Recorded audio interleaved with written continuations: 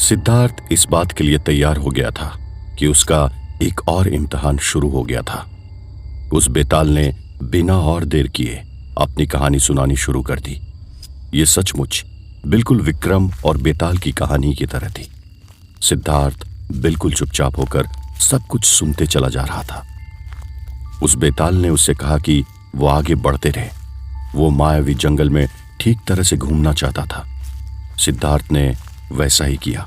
अपनी पीठ पर उस बेताल को उठाकर वो आगे बढ़ने लगा। उस बेताल के शरीर से एक अजीब सी गंध आ रही थी, लेकिन सिद्धार्थ कर भी क्या सकता था। उसे तो इस सब कुछ को बर्दाश्त करना ही था। हालांकि वह स्मेल बहुत ज्यादा बुरी भी नहीं थी, लेकिन उसे बर्दाश्त कर पाना सच में भी मुश्किल था। सिद्धार्थ ने पहले ही कुछ खाया पिया भी नहीं था और उसके ऊपर यह मुसीबत उसकी पीठ पर लदी हुई थी।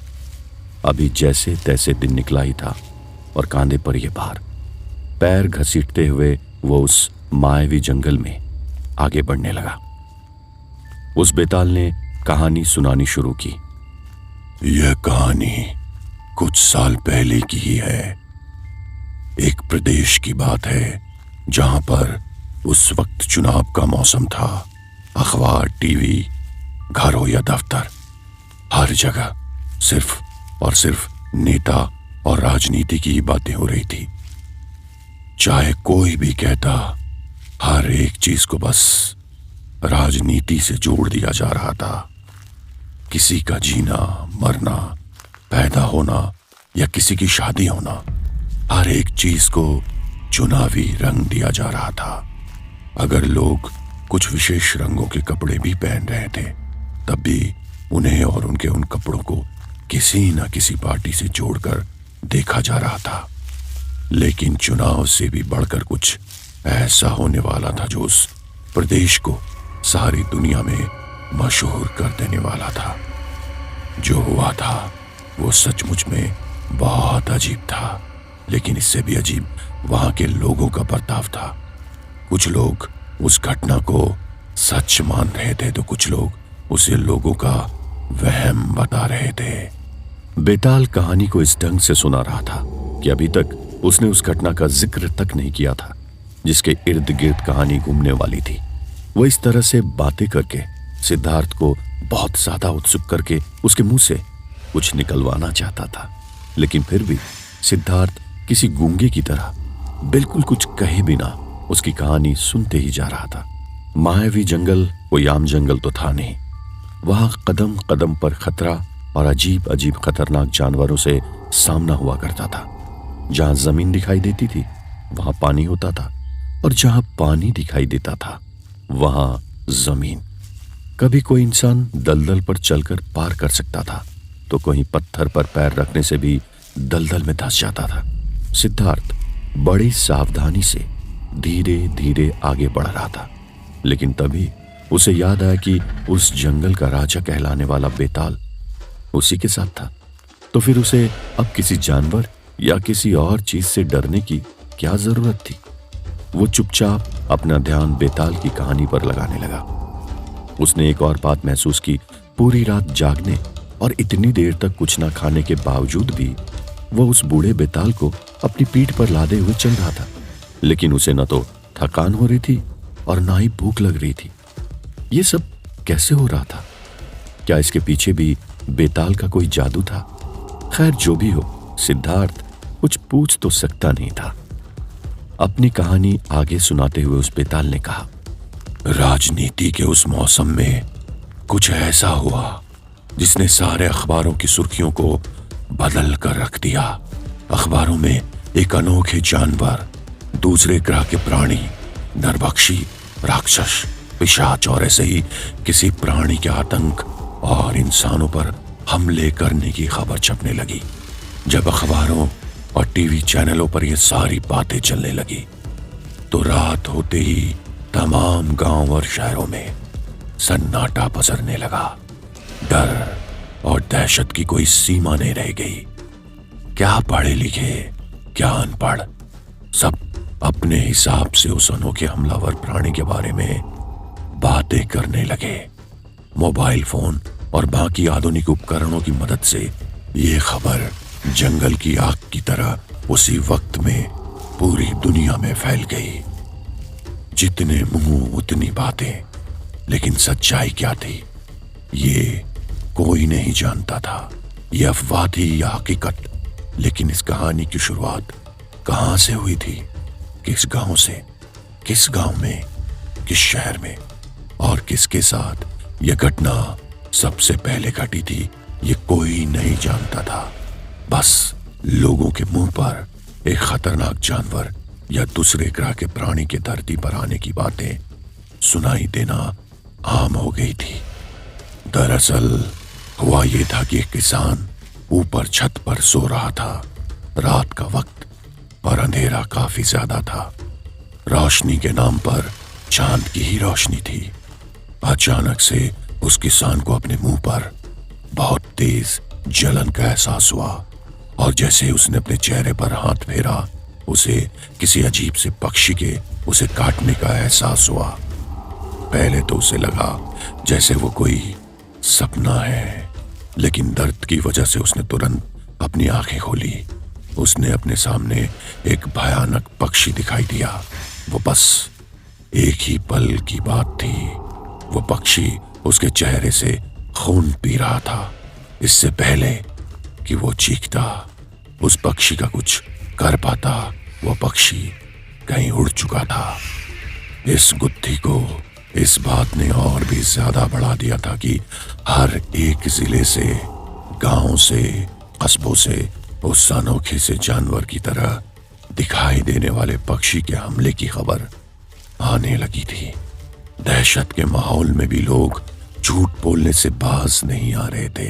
हालांकि उसमें से कुछ लोगों के दांव सही भी हो सकते थे, लेकिन अब तक ऐसा कोई खुलासा नहीं हुआ था। जिस तरह से अखबार और टेलीविजन पर यह सब कुछ छाया हुआ था, लोग अपनी मनगढ़ंत कहानी बनाकर सुर्खियों में आना चाहते थे। अब जबकि वहां पर चुनाव का माहौल था, तो किसी नेता को क्या पड़ी थी कि लोगों के बीच फैल रहे इस डर को दूर करने की कोशिश करते हैं। डर का ये आलम था कि लोगों ने रात को छत पर सोना भी बंद कर दिया था। बात अब उस प्रदेश तक ही नहीं रह गई थी। अगर सचमुच कुछ ऐसा होता तो अपनी जान के लिए डर भला किसे नहीं लगता। शाम होते ही सड़कों पर और बाजार में सन्नाटा पसरने लगा। हालात बद से बदतर होने लगे। जब हर जगह ऐसी वारदातें फैलने लगी, तो कुछ लोग नायक बनकर सामने आए। कुछ गांव, कस्बों के नौजवान लड़कों ने अपनी टोलियां बना ली और रातों को पहरा देने लगे। प्रशासन और उसके पूरे अधिकारी इन दिनों चुनाव की तैयारी में लगे हुए थे, लेकिन जब दबाव उन पर भी हद से ज्यादा बढ़ने लगा, तब अधिकारी हरकत में आ गए। वो किसान जिसने सबसे पहले इसे देखने का दावा किया था, वो तो खुद ही से ढंग से नहीं देख पाया था, तो फिर बाकी लोगों का क्या कहना। लेकिन लोगों ने उस अनजान परिंदे के बारे में अनोखी अनोखी बातें करनी शुरू कर दी, जैसे 5 फीट चौड़ा और कुछ 4 इंच लंबा है, चमगादड़ जैसे पंख है, नीली आंखें और सियार या भेड़ियों की तरह आवाज निकालता है। कुछ लोग इसको 2-3 फुट लंबा है, मकड़ी के जैसे शरीर और 6 पैर वाला बताने लगे। उड़ने वाली लोमड़ी, लेकिन आधा शरीर मनुष्य का, और उसकी पूंछ से नीली और आंखों से लाल लाइट निकलती है। अब जितने मुंह उतनी ही बातें हैं। अब वक्त आ गया था कि प्रशासन को कोई बड़ा कदम उठाना था। सिर्फ पुलिस ही नहीं, अर्धसैनिक बलों की टुकड़ियों को भी जगह जगह पर दस्त लगाने और मार्च करने के लिए कह दिया था। रातें संगीनों के साए में कटने लगी। पुलिस का ध्यान बाकी सारे अपराधों से हट गया और अधिकारियों ने उन्हें सबसे पहले उस अनोखे जीव को पकड़ने की हिदायत दे दी। काफी लंबी छानबीन के बाद भी पुलिस किसी नतीजे पर नहीं पहुंच पाई। उन्हें लोगों को इस तरह से नोचने और उनका खून पीने वाले उस जीप के बारे में कुछ भी नहीं पता चला। आखिर में अपनी जांच बंद करते हुए पुलिस ने सिर्फ इतना ही लिखा कि एक राजनीतिक दल के नेता की बहू पर सबसे पहले उस अनजान जीव या पक्षी ने हमला किया था। पूछताछ में वो महिला भी कुछ खास जानकारी नहीं दे पाई। बस इतना हुआ कि जब उस महिला का इंटरव्यू लोगों के सामने आया तो लोगों की उसकी प्रति सहानुभूति हो गई। बताया गया कि दहशत की वजह से उस औरत को कई दिनों तक अस्पताल में निगरानी में रखा गया। बहुत ज्यादा डर चुकी थी वो। तो सिद्धार्थ, मेरा तुमसे सवाल ये है कि क्या सचमुच ऐसा कोई जीव उस जगह पर दिखाई दिया होगा या ये सिर्फ कोई राजनीतिक षड्यंत्र था? सिद्धार्थ, जो कि अब तक इस कहानी को बहुत ध्यान से सुन रहा था, वो इस तरह की प्रशासनिक लापरवाही को बिल्कुल बर्दाश्त करने वालों में से नहीं था। तो आपको क्या लगता है कि सिद्धार्थ का क्या जवाब होना चाहिए? और अचानक से बेताल सिद्धार्थ को कहानी क्यों सुना रहा था? क्या इसके पीछे उस शैतान के इतिहास के बारे में कुछ राज छिपा हुआ था, या ये सिर्फ वो जानबूझ के कर रहा था क्योंकि उसे सिद्धार्थ को अपने जाल में फंसाकर उसका वक्त जाया करना चाहता था? क्योंकि सिर्फ 12 घंटे बचे हुए थे शैतान के शर्त को अंजाम तक पहुंचाने का। आगे क्या मोड़ लेगी कहानी, सुनते रहिए।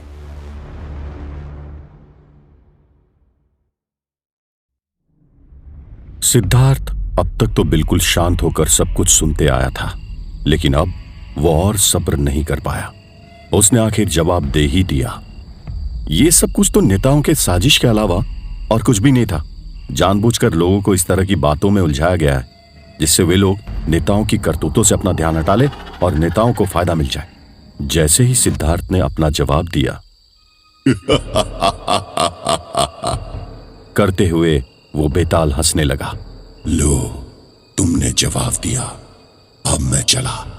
कहते हुए वो बेताल सिद्धार्थ को छोड़कर हवा में उड़ गया। कुछ ही पल में वो गायब हो गया। उसका यह कहानी सुनाने का मकसद क्या था? क्या वो बेताल जानबूझकर सिद्धार्थ का वक्त बर्बाद कर रहा था?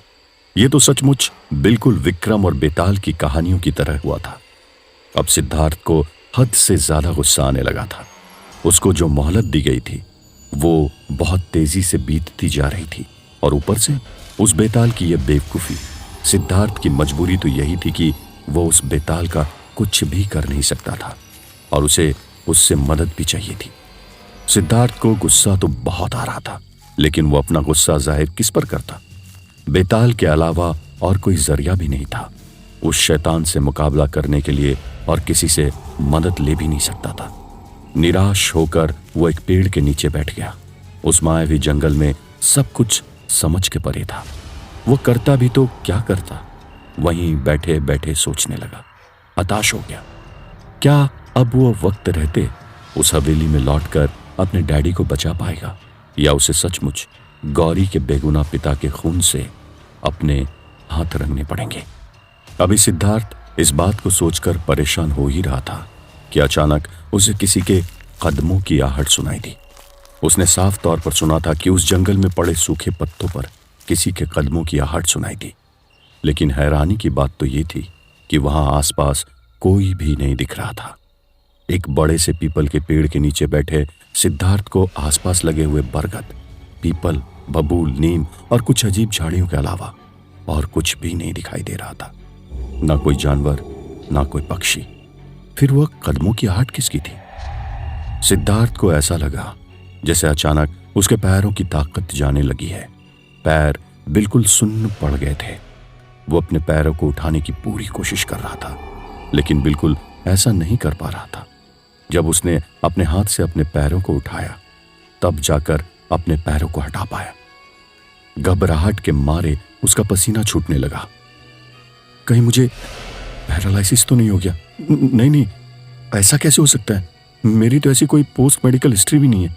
फिर यह बीमारी मुझे कैसे हो सकती है? सिद्धार्थ अपने आप को तसल्ली देते हुए सोचने लगा। सिद्धार्थ इस वक्त अपने आप को बहुत बेबस और लाचार समझने लगा था। उसे समझ नहीं आ रहा था कि ऐसे बैठे बैठे वो जंगल में क्या करेगा। ये बात बिल्कुल सच थी। वो अपनी सारी कोशिश करके हार गया था, लेकिन उसके पैर उसका बिल्कुल साथ नहीं दे रहे थे। अचानक आसपास के पेड़ बहुत जोर जोर से हिलने लगे, लेकिन कुछ अजीब था, क्योंकि पेड़ तो हिल रहे थे लेकिन हवा बिल्कुल भी नहीं चल रही थी। ना कोई आंधी थी और ना तूफान। मौसम भी बिल्कुल साफ। फिर ये कैसी अनहोनी? सिद्धार्थ ने अपने आप से सवाल किया। सिद्धार्थ को अब थोड़ा डर लगने लगा था, लेकिन इससे पहले वो उस बेताल ने उसके साथ कुछ भी गलत नहीं किया था, तो फिर क्या अब उस पर कोई हमला होने वाला था? मगर ये क्या हो रहा था? अचानक सिद्धार्थ ने देखा कि उसकी आंखों के सामने बहुत गहरा कोहरा छाने लगा। ये क्या हो रहा था?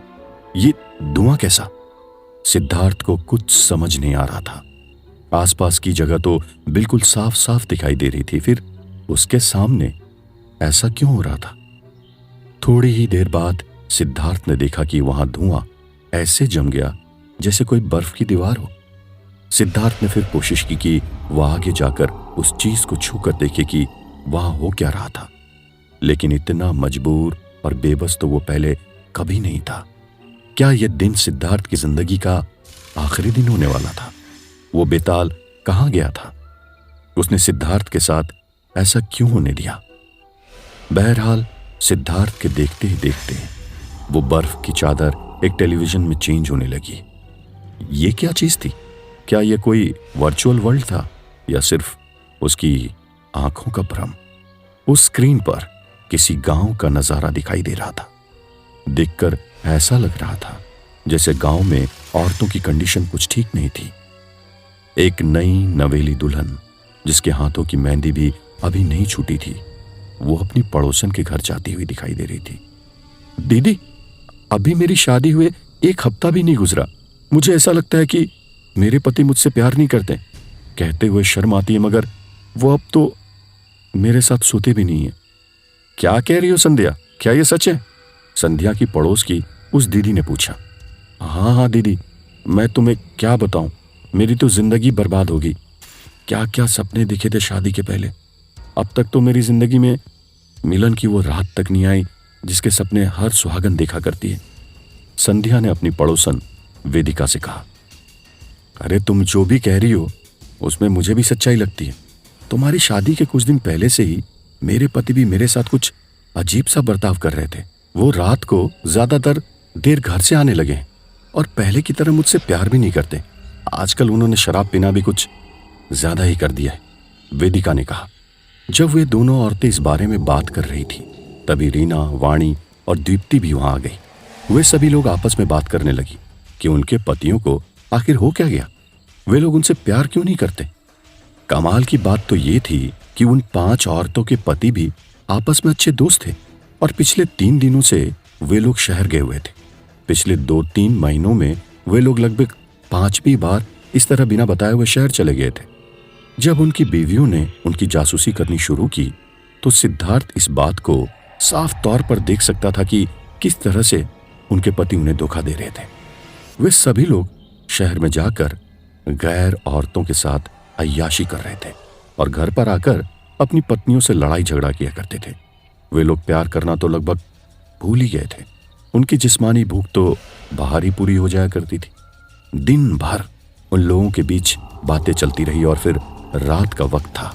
खाना खाकर उन औरतों के परिवार के लोग सोने चले गए थे। सिद्धार्थ को अचानक संध्या के घर का सीन दिखाई दिया। संध्या अचानक बिस्तर से अपने कपड़े समेटने को उठ रही थी। उसका पति तो था नहीं, फिर उसकी साड़ी ऐसे खुली हुई कैसी थी? उसके पूरे बाल खुले हुए और उसके चेहरे पर यह घबराहट कैसी थी? रात के 10:30 बज रहे थे। वो दौड़कर अपनी सास के पास गई। माँ जी, मैं तो लुट गई। मैं किसी को मुंह दिखाने के काबिल नहीं रही। सांप ने मेरे साथ जो सब कुछ किया उसके बाद मैं जीना नहीं चाहती। यह कहते हुए संध्या रोने लगी। संध्या की सास ने उससे पूछा, तुम साफ साफ बताओ, तुम्हारे साथ क्या हुआ है? तुम क्या पागलपन की बातें कर रही हो? कोई सांप तुम्हारे साथ ऐसा कैसे कर सकता है? मुझे बहुत नींद आ रही थी और वो नाग मेरे ऊपर चढ़ गया और मुझे सहलाने लगा। मैंने कोशिश की लेकिन उसे भगा नहीं पाई। उसने मेरे साथ संबंध बना लिया। मैं घबरा कर उठी, तब तक वो खिड़की से बाहर निकल गया। संध्या ने अपनी सास से कहा कि क्या बात कर रही हो? ऐसा कैसे हो सकता है? इतनी बड़ी जिंदगी में मैंने आज तक कभी भी ऐसा कुछ नहीं सुना। तुम्हें कोई गलतफहमी हुई है, तुम डर गई हो, जाकर सो जाओ। संध्या की सास ने उसे समझाते हुए कहा। सिर्फ संध्या की बात होती तो भी ठीक था, लेकिन कुछ ही दिनों बाद गांव की और औरतें भी इसी तरह का दावा करने लगी। उनका कहना था कि वासु नाग ने उनके साथ संबंध बनाए। सभी औरतों का कहना था कि उनके पति तो उनके साथ अच्छा बर्ताव करते नहीं, तो अब से वे उसी नाग को अपना पति मानकर उसे अपनाने लगेगी। गांव की महिलाएं उस नाग की पूजा करने लगी। जंगल में जाकर रात भर वही करती, फिर सब के सब साथ में वापस आ जाया करती। जब औरतों के पति को उन पर शक होने लगा तो वो उन्हें पीटने लगे। ऐसा करने वाले 2 आदमियों की सांप के काटने से मौत की खबर सुनाई दी। तो क्या कोई सचमुच ऐसा कोई वासुनाग था भी? अचानक सिद्धार्थ को आवाज सुनाई दी। वो आवाज बेताल की थी। इस बार उसने एक नई तरीके से अपनी कहानी सिद्धार्थ के सामने रखी थी। वे औरतें अपने पतियों की करतूत से दुखी थी और उन्होंने भी उन्हीं की तरह अपने पुराने प्रेमियों से संबंध बना लिए और बाकी लोगों को झूठ कहा। सिद्धार्थ ने जवाब दिया, लेकिन इस बार उसने जवाब देते वक्त उस बेताल को जोर से पकड़ रखा था।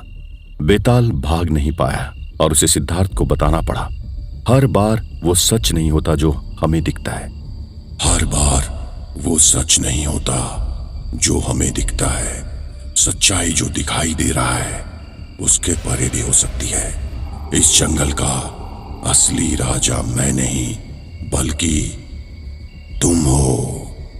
वीरानगढ़ के उस शैतान की दुश्मनी भी और तुम ही उसे खत्म कर सकते हो। तुम्हें अपने आप को पहचानना होगा। बेताल ने कहा। मतलब मुझे कुछ समझ नहीं आ रहा है।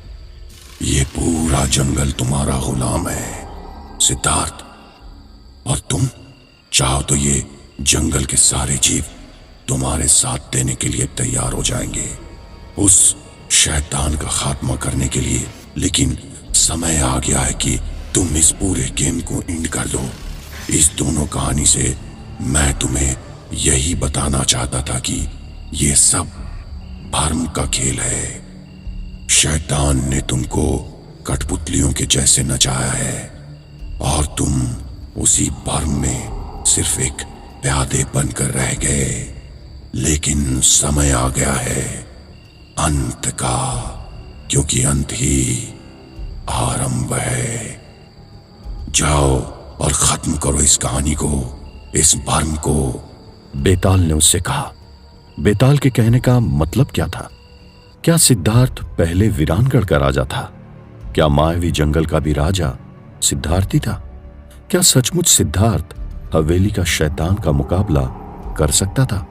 और क्या सिद्धार्थ शैतान की कहानी का अंत कर पाएगा या आरंभ होगा एक ऐसे अध्याय का जो आपने कभी सुना ना होगा? जानने के लिए सुनते रहिए।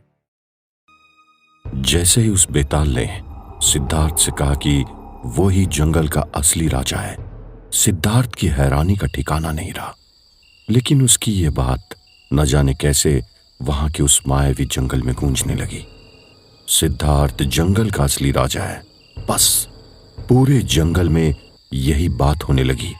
पेड़ पौधे, जानवर, पक्षी, नदी, पहाड़, हर एक चीज बस इसी बात को दोहरा रही थी।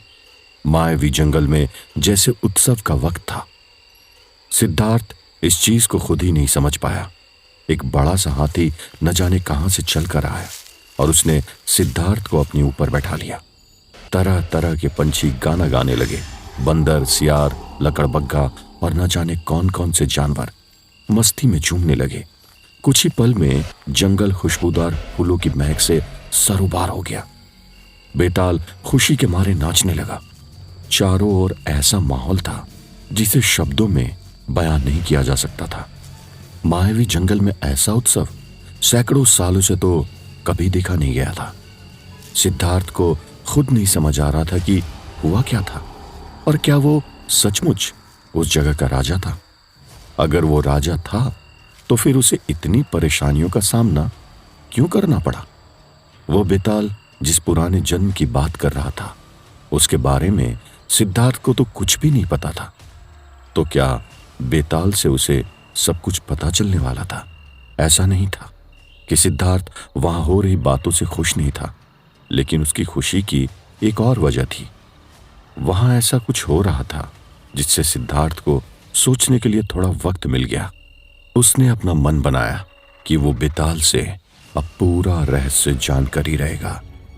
लेकिन इससे पहले कि सिद्धार्थ कुछ कह पाता, उसने देखा कि उसके सामने की तरफ घबराकर बहुत से सारे जानवर दौड़कर उनकी तरफ आने लगे।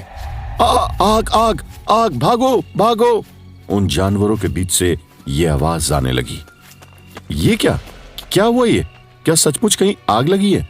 अब तक तो इस जंगल में उत्सव बन रहा था, अब अचानक ये भगदड़ कैसे मचने लगी? सिद्धार्थ ने बूढ़े बेताल से पूछा। बात करने का वक्त नहीं है सिद्धार्थ, जल्दी भागो, जंगल में बहुत खतरनाक आग लगी है। मैं भी तुम्हारी मदद नहीं कर पाऊंगा, जल्दी करो, तुम उस तरफ से भागो, वो रास्ता तुम्हारे लिए सही है और बिल्कुल वक्त बर्बाद मत करो। जाओ सिद्धार्थ, जाओ, निकल जाओ यहां से, किसी की परवाह मत करो। मैं वैसे भी तुम्हारे साथ वीरानगढ़ नहीं जा सकता। इतना कहते हुए बाकी जानवरों के साथ बेताल भी एक तरफ भागने लगा। जाते जाते उसने सिद्धार्थ से कहा, एक बात याद रखना, तुम ही वीरानगढ़ के असली राजा हो और शैतान को सिर्फ और सिर्फ तुम ही खत्म कर सकते हो। तुमने पहले जिस तलवार को हथियाने की कोशिश की थी, उसी तलवार से उस शैतान का खात्मा होगा। तुम्हारे बाकी सवालों के जवाब हवेली में मिलेंगे। आगे का रास्ता तुम्हें खुद तय करना है। इतना कहकर वो बेताल गायब हो गया और सिद्धार्थ को भी अपनी जान बचाकर जंगल से भागना पड़ा। उधर वीरानगढ़ में सिद्धार्थ के जाने के बाद जितनी ज्यादा उथल पुथल हुई थी, उसके बाद तबाही के निशान अब तक वहां मौजूद थे। मायावी जंगल से जैसे ही अपनी जान बचाकर सिद्धार्थ ने वीरानगढ़ की जमीन पर कदम रखा, उसके होश उड़ गए। एक तरफ कीचड़, पानी, गिरे हुए पेड़, मरे हुए जानवर, एक बिल्कुल ही अलग गांव, उदासी, सन्नाटा और मनुष्यत। ये तो वीरानगढ़ के मुकद्दर ही थे, लेकिन सिद्धार्थ के जाने से पहले तक वहां बारिश का नामो निशान नहीं था। फिर ये सब कुछ क्या हुआ था? सिद्धार्थ सब कुछ सोचकर परेशान हो रहा था। दिन के लगभग 10 बज रहे थे। इस वक्त गांव के सभी लोग आमतौर पर अपने काम धंधे से निकल जाया करते थे और खेतों में भी चहल पहल होने लगती थी। लेकिन आज मंजर कुछ और था। इस सन्नाटे और वीराने का कारण क्या हो सकता था? सिद्धार्थ अपने मन में सोचने लगा। गांव की सुनसान गलियों से गुजरते हुए वो हर एक घर को बड़े गौर से देख रहा था। किसी की छत गायब थी, कहीं छत टूटा हुआ था, कहीं कुछ बिखरा हुआ था, लेकिन गांव में बड़ी मुश्किल से इंसान दिखाई दे रहे थे। ऐसा नहीं था कि गांव इंसानों से खाली हो चुका था और बाढ़ सभी को बहा कर ले जा चुकी थी। बस लोग उस तबाही को भूल नहीं पा रहे थे और वो लोग अपने घर में ही सहमे हुए बैठे थे। वहां के हालात देखकर सिद्धार्थ को गौरी की बहुत चिंता होने लगी थी।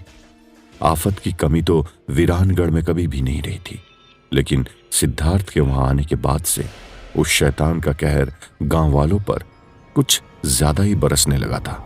तो क्या यह सब कुछ मेरी वजह से हुआ होगा? एक पल के लिए सिद्धार्थ के मन में ख्याल आया, वो जंगल में जिस मकसद को लेकर गया था, वो मकसद भी अब तक पूरा नहीं हुआ था।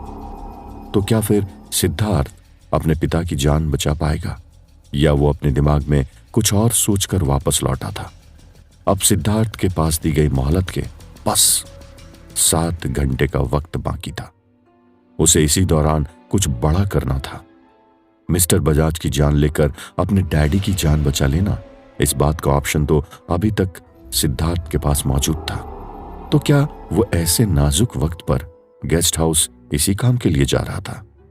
नहीं, सिद्धार्थ ऐसा कैसे कर सकता है? लेकिन वक्त आने पर कौन क्या कर दे। ये कौन कह सकता है। दरअसल सिद्धार्थ इस बार गेस्ट हाउस इसीलिए गया था ताकि वो शैतान से आखिरी बार मुकाबला करने से पहले वो जी भर के गौरी को देख ले। और इसके साथ ही एक खास मकसद भी था। वो गौरी से अपने दिल की तमाम बातें कहना चाहता था।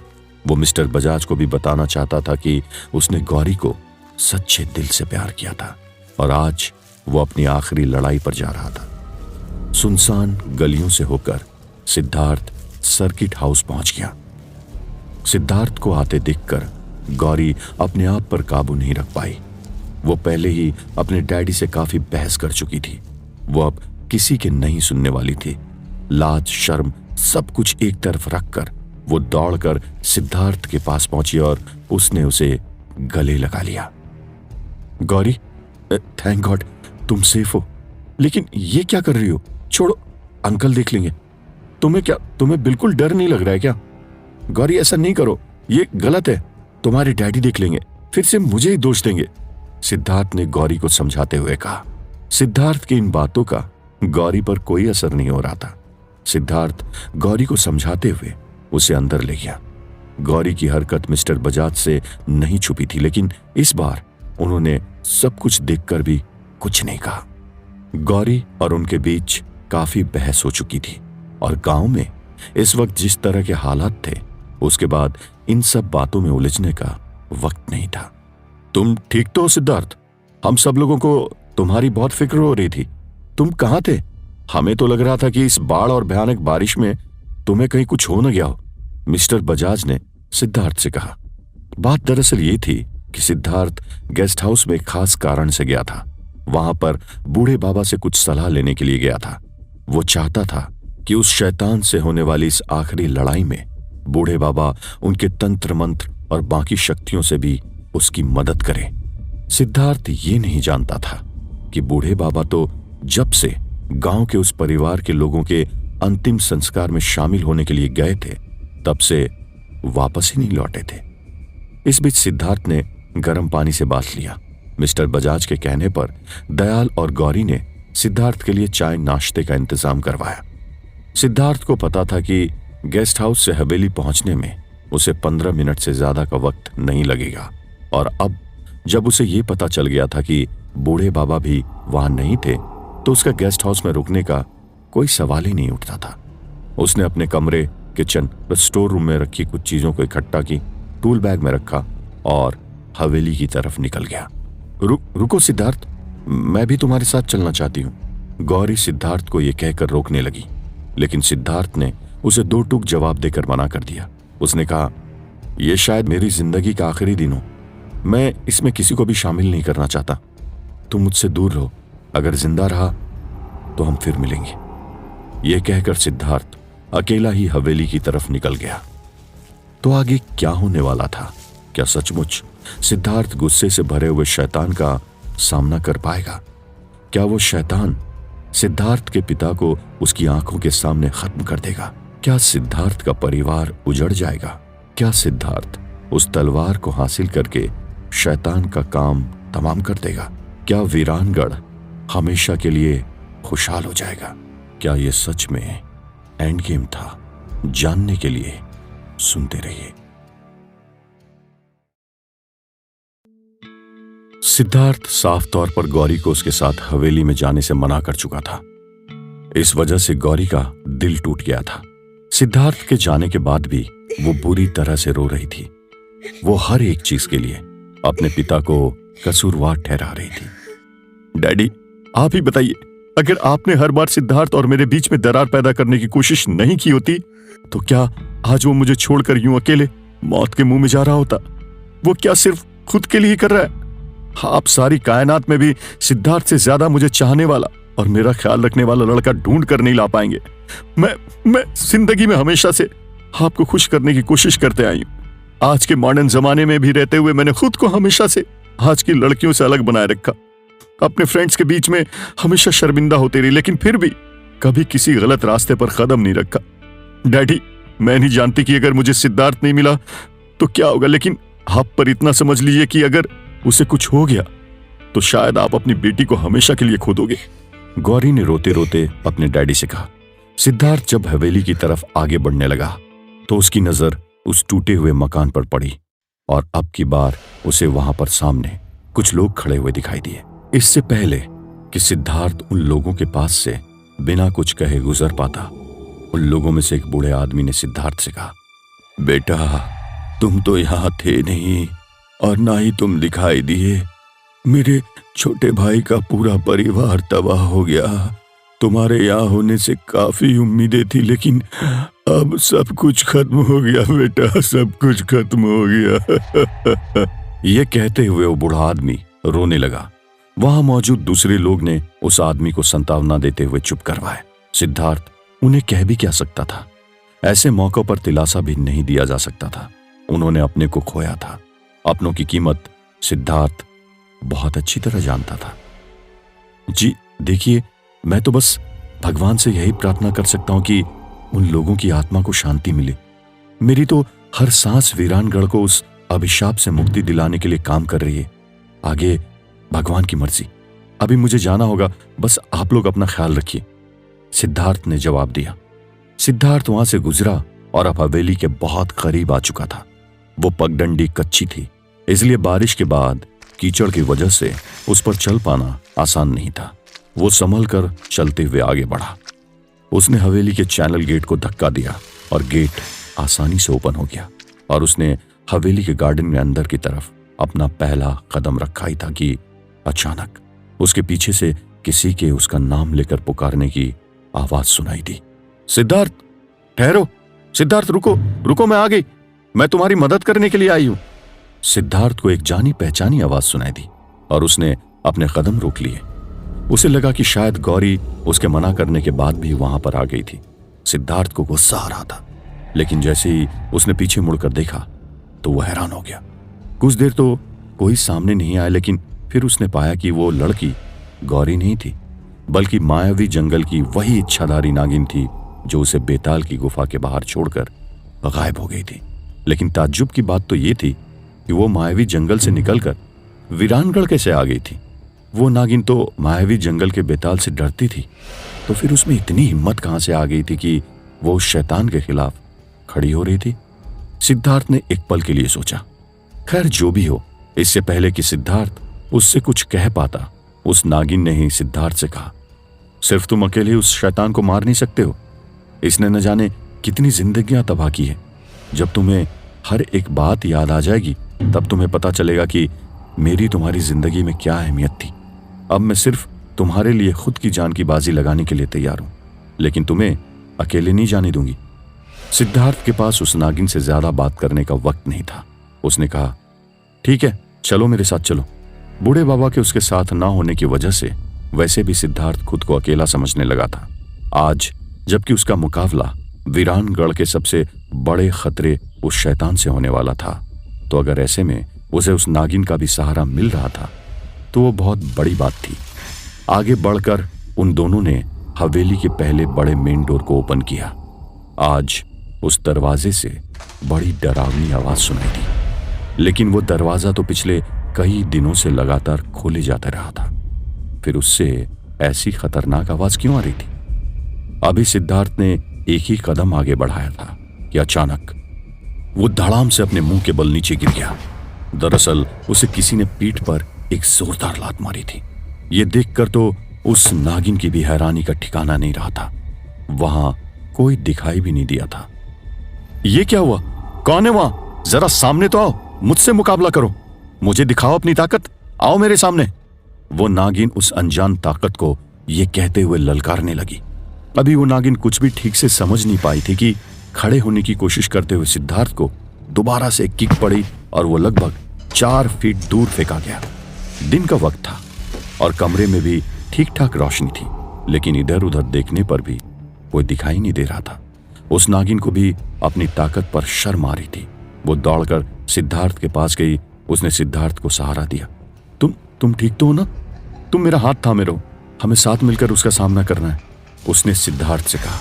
उस नागिन के इतना कहते ही वो शैतान जोर जोर से हंसने लगा। मेरा सामना तुम्हें लगता है तुम दोनों मिलकर मेरा सामना कर सकते हो। मेरा सामना करने की ताकत अपने अंदर लाने में ना जाने तुम्हें और कितने जन्म लेने पड़ेंगे। खैर नागिन, अब तुम्हारी बारी है। तुम इसे सहारा दे रही हो, पर तुम्हें सहारा कौन देगा? उस अदृश्य शैतान ने कहा। पिछले 48 घंटों में की जा रही भागदौड़ और 2 बार इस तरह से गिर जाने के बाद सिद्धार्थ कमजोर पड़ने लगा था। गिरने की वजह से उसे दर्द भी हो रहा था। वो जैसे तैसे उस नागिन का सहारा लेकर खड़ा हुआ। इससे पहले कि सिद्धार्थ खुद को संभाल पाता, एक नेवला सीधा उछलकर उस नागिन पर लपक गया। वह उस इच्छाधारी नागिन पर अपने नुकीले दांतों से हमला करने लगा।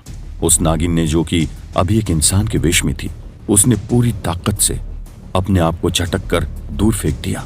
सिद्धार्थ ने वहां पास में ही पड़े एक फ्लावर पॉट को उठाया और उस नेवले पर फेंक मारा।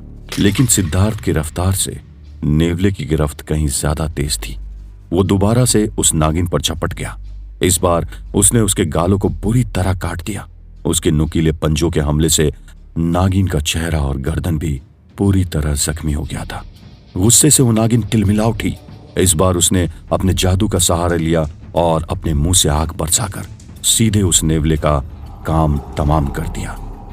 वो नागिन बिल्कुल बौखला गई थी और सिद्धार्थ भी अब पहले से ज्यादा अलर्ट हो चुका था। उन दोनों की जहां तैयारी पूरी हो गई थी, वहीं शैतान अभी इतनी जल्दी हार नहीं मानने वाला था। अब की बार उन दोनों को चारों तरफ से घेर लिया गया था। हवेली के बड़े दरवाजे से 2 टूटे हुए पुतले अपने हाथों में जंग लगी तलवार लेकर आगे बढ़ रहे थे। उनके चलने से वहां पर धड़ाम धड़ाम की आवाज आ रही थी। जैसे ही उन दोनों का ध्यान उन पुतलों की तरफ गया, अंदर की तरफ से 2 चुड़ैल जमीन पर अपने हाथों के नाखून और पैर के पंजों के बल रेंगती हुई चली आ रही थी। जहां उन दोनों पुतलों में से एक का हाथ टूटा हुआ था, वहीं दूसरे का जबड़ा टूटा हुआ था और एक पैर का पंजा नहीं था। अगर उन पुतलों में कोई हलचल नहीं होती तब तो डरने की कोई बात नहीं थी, लेकिन अभी वो सिद्धार्थ और उस नागिन को कुचलने के लिए आगे बढ़ रहे थे। काले कपड़ों में वो दोनों चुड़ैल किसी मौत के फरिश्ते से कम नहीं लग रही थी। उनके नुकीले दांत उनके हंसने पर दिखाई दे रहे थे। वो दोनों हंसती हुई और लार टपकाती हुई रेंगते हुए आगे बढ़ रही थी। एक पुतला उस नागिन के पास पहुंचा और नागिन ने उस पर भी आग से हमला करने की कोशिश की, जिसका उस पत्थर के पुतले पर कोई असर नहीं हुआ। उस पुतले ने अपने दाएं हाथ से नागिन पर हमला करने के लिए तलवार चलाई, लेकिन उस नागिन ने उसे चकमा दे दिया। वहीं वो दोनों चुड़ैल एक साथ सिद्धार्थ पर झपटने वाली थी कि सिद्धार्थ ने उस पर अभिमंत्रित जल का छिड़काव कर दिया। तो क्या सिद्धार्थ के अभिमंत्रित जल का छिड़काव कुछ काम आने वाला था? क्या उन पत्थरों के भूतों और उन चुड़ैल से सिद्धार्थ और वो इच्छाधारी नागिन बच पाएंगे? क्या सिद्धार्थ को उसके डैडी मम्मी वापस मिल पाएंगे? क्या सिद्धार्थ उस तलवार तक पहुंच पाएगा? जानने के लिए सुनते रहिए।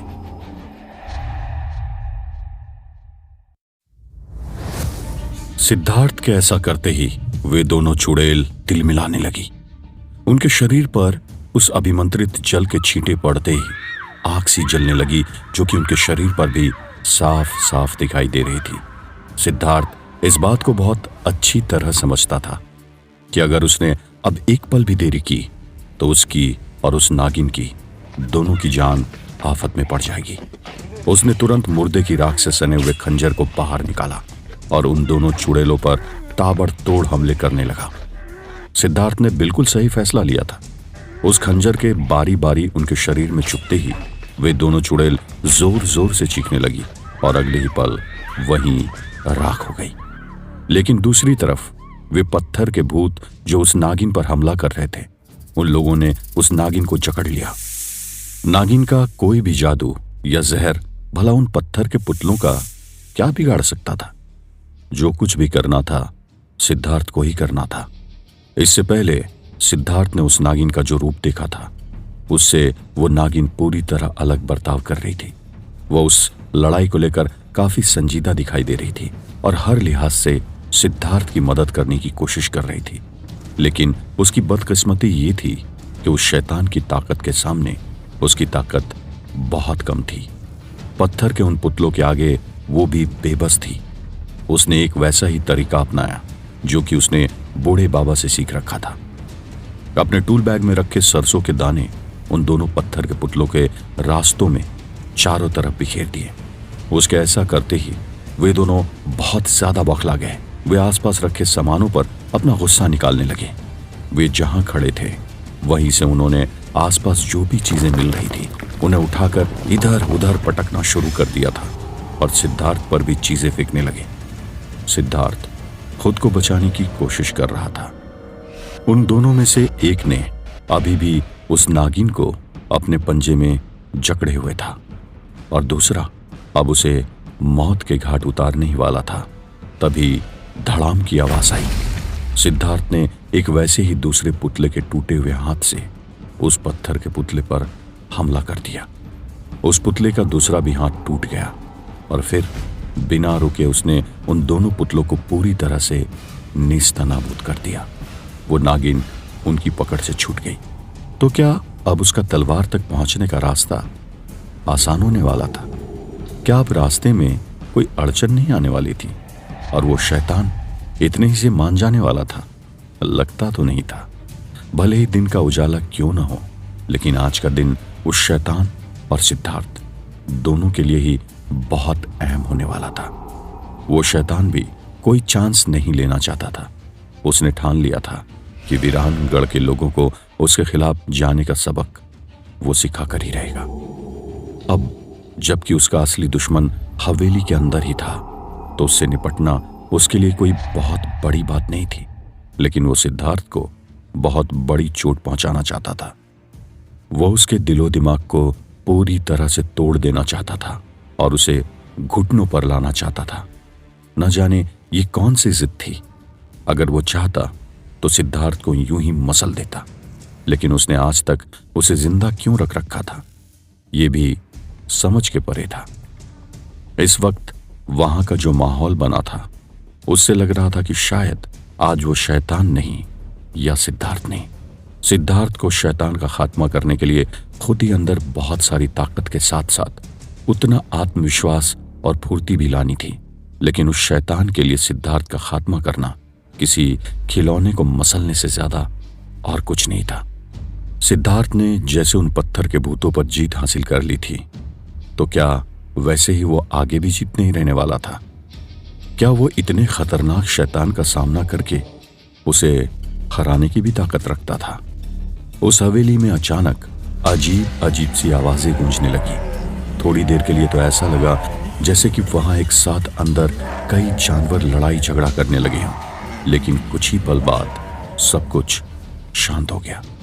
सिद्धार्थ और वो नागिन आगे के कमरे में पहुंचे और उनके वहां कदम रखते ही वो पूरी हवेली जोर जोर से हिलने लगी। शैतान के गुर्राने की आवाज सुनाई देने लगी। ऐसा लग रहा था जैसे अपने भारी भरकम कदमों से वो सिद्धार्थ और उस नागिन की तरफ ही आगे बढ़ रहा था। दीवारों और खंभों के कमजोर हिस्से ढहने लगे। सिद्धार्थ और वो नागिन दोनों एक दूसरे को जैसे तैसे संभालने लगे। उधर दूसरी तरफ गेस्ट हाउस में कुछ अलग ही माहौल दिखाई दे रहा था। गौरी सच धज रही थी, बहुत खुश भी लग रही थी। रेड लिपस्टिक, फेस पाउडर, काजल, बिंदिया और एक खूबसूरत सी येलो एंड ग्रीन कॉम्बिनेशन वाली राजस्थानी ड्रेस। लेकिन ऐसा क्यों? गांव में पिछले दिनों से जो कुछ हुआ था और अभी सिद्धार्थ की जो हालत थी, उसके बाद उसका इस तरह का बर्ताव शक पैदा कर रहा था। कहीं ऐसा तो नहीं था कि गौरी के जरिए वो शैतान कुछ और खतरनाक करने का प्लान कर रहा था? तो क्या गौरी ने आज फिर वही अंगूठी पहन ली थी? या कहीं ऐसा तो नहीं कि गौरी पर फिर से वीरानगढ़ का सिंहासन हथियाने का जुनून सवार हो गया था? हाँ, हुआ तो कुछ ऐसा ही था। दरअसल गौरी सिद्धार्थ की सही सलामत वापसी के लिए एक खास पूजा करने की तैयारी कर रही थी और इसी के लिए वो अच्छे से सज धज रही थी।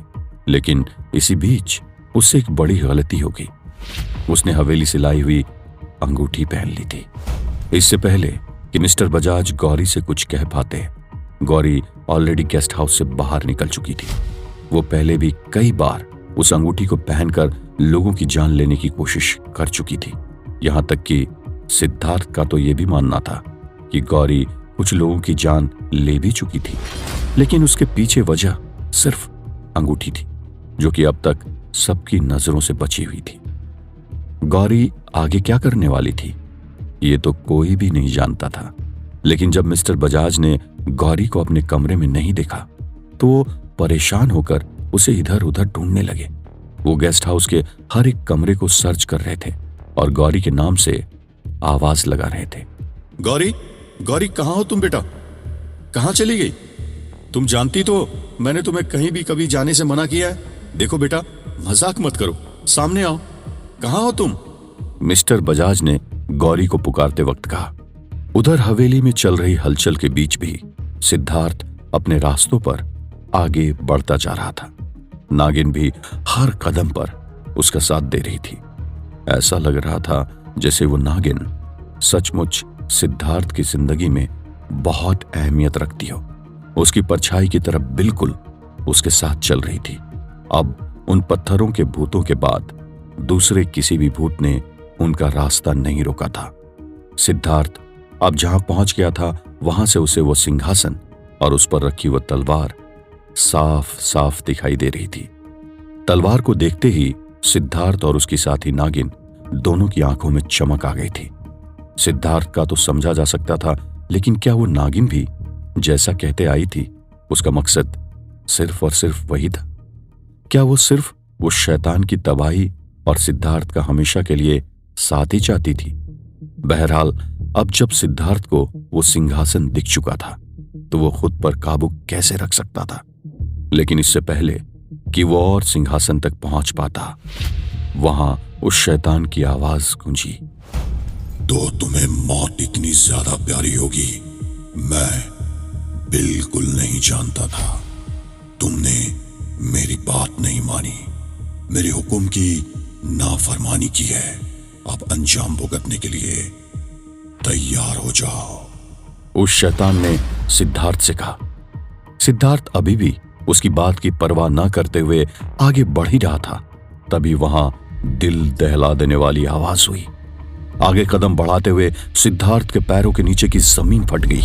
अब सिद्धार्थ बस जमीन में समाने ही वाला था कि तभी अचानक किसी ने उसे आकर हाथों से थाम लिया। सिद्धार्थ की तो किस्मत अच्छी थी, वो अब तक जमीन के अंदर नहीं धंसा था, लेकिन नागिन नीचे गिर गई थी।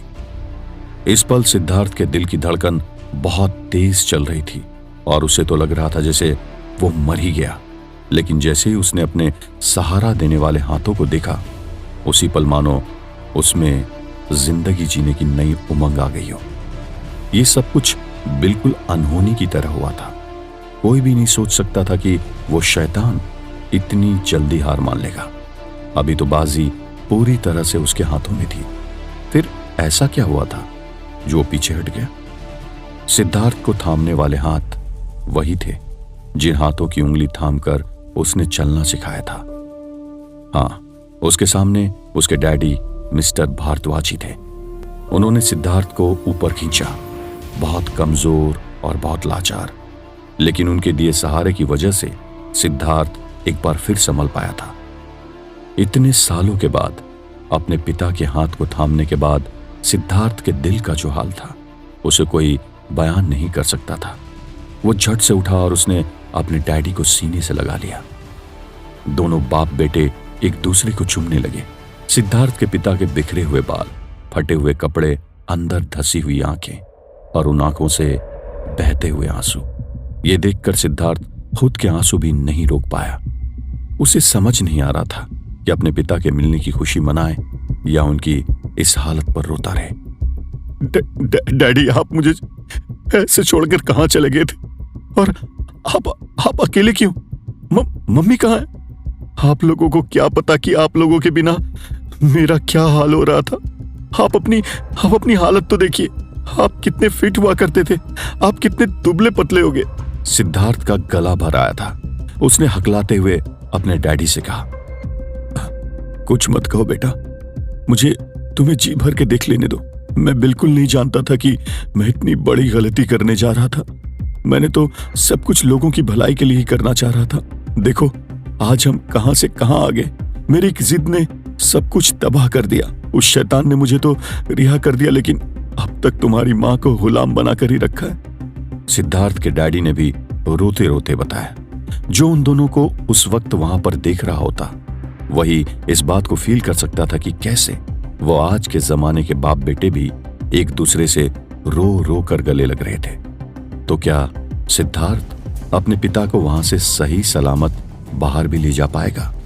क्या वो दोनों बाप बेटे मारे जाएंगे? गौरी कहां और क्यों गई थी? क्या उस नागिन का काम तमाम हो चुका था? क्या ये सब कुछ सच था या सपना? जानने के लिए सुनते रहिए। सिद्धार्थ अपने पापा के मिल जाने से बहुत खुश था, लेकिन उसकी मम्मी अभी भी उस शैतान की कैद में थी और उसे इस बात का अफसोस भी था। डैडी, आप घबराइए नहीं, मैं आपको यहां से ले जाने के लिए ही आया हूं और आपको लेकर ही जाऊंगा, लेकिन मैं चाहता हूं कि मैं यहां से मम्मी और आप दोनों को साथ लेकर जाऊं। सिद्धार्थ ने अपने डैडी से कहा। बेटा, अब जब तुम हमारे पास आ ही गए हो तो मुझे अपनी जिंदगी से और कोई शिकायत नहीं रही। मैं बस यही चाहता हूं कि एक बार मैं तुम्हें अपनी सफाई दे दूं कि मैंने तुम्हारे लिए जानबूझकर मुश्किलें खड़ी नहीं की। मैं तो बस कुछ अच्छा करना चाहता था।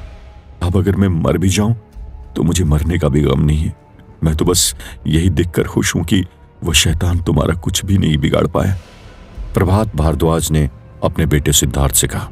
अपने डैडी के मिलने की खुशी में सिद्धार्थ ने जिस बात की तरफ ध्यान नहीं दिया था, वो यही थी कि इस वक्त उसके साथ उसकी वो साथी मौजूद नहीं थी जो आज इस मौत के मुंह में उसके साथ गोते लगा रही थी।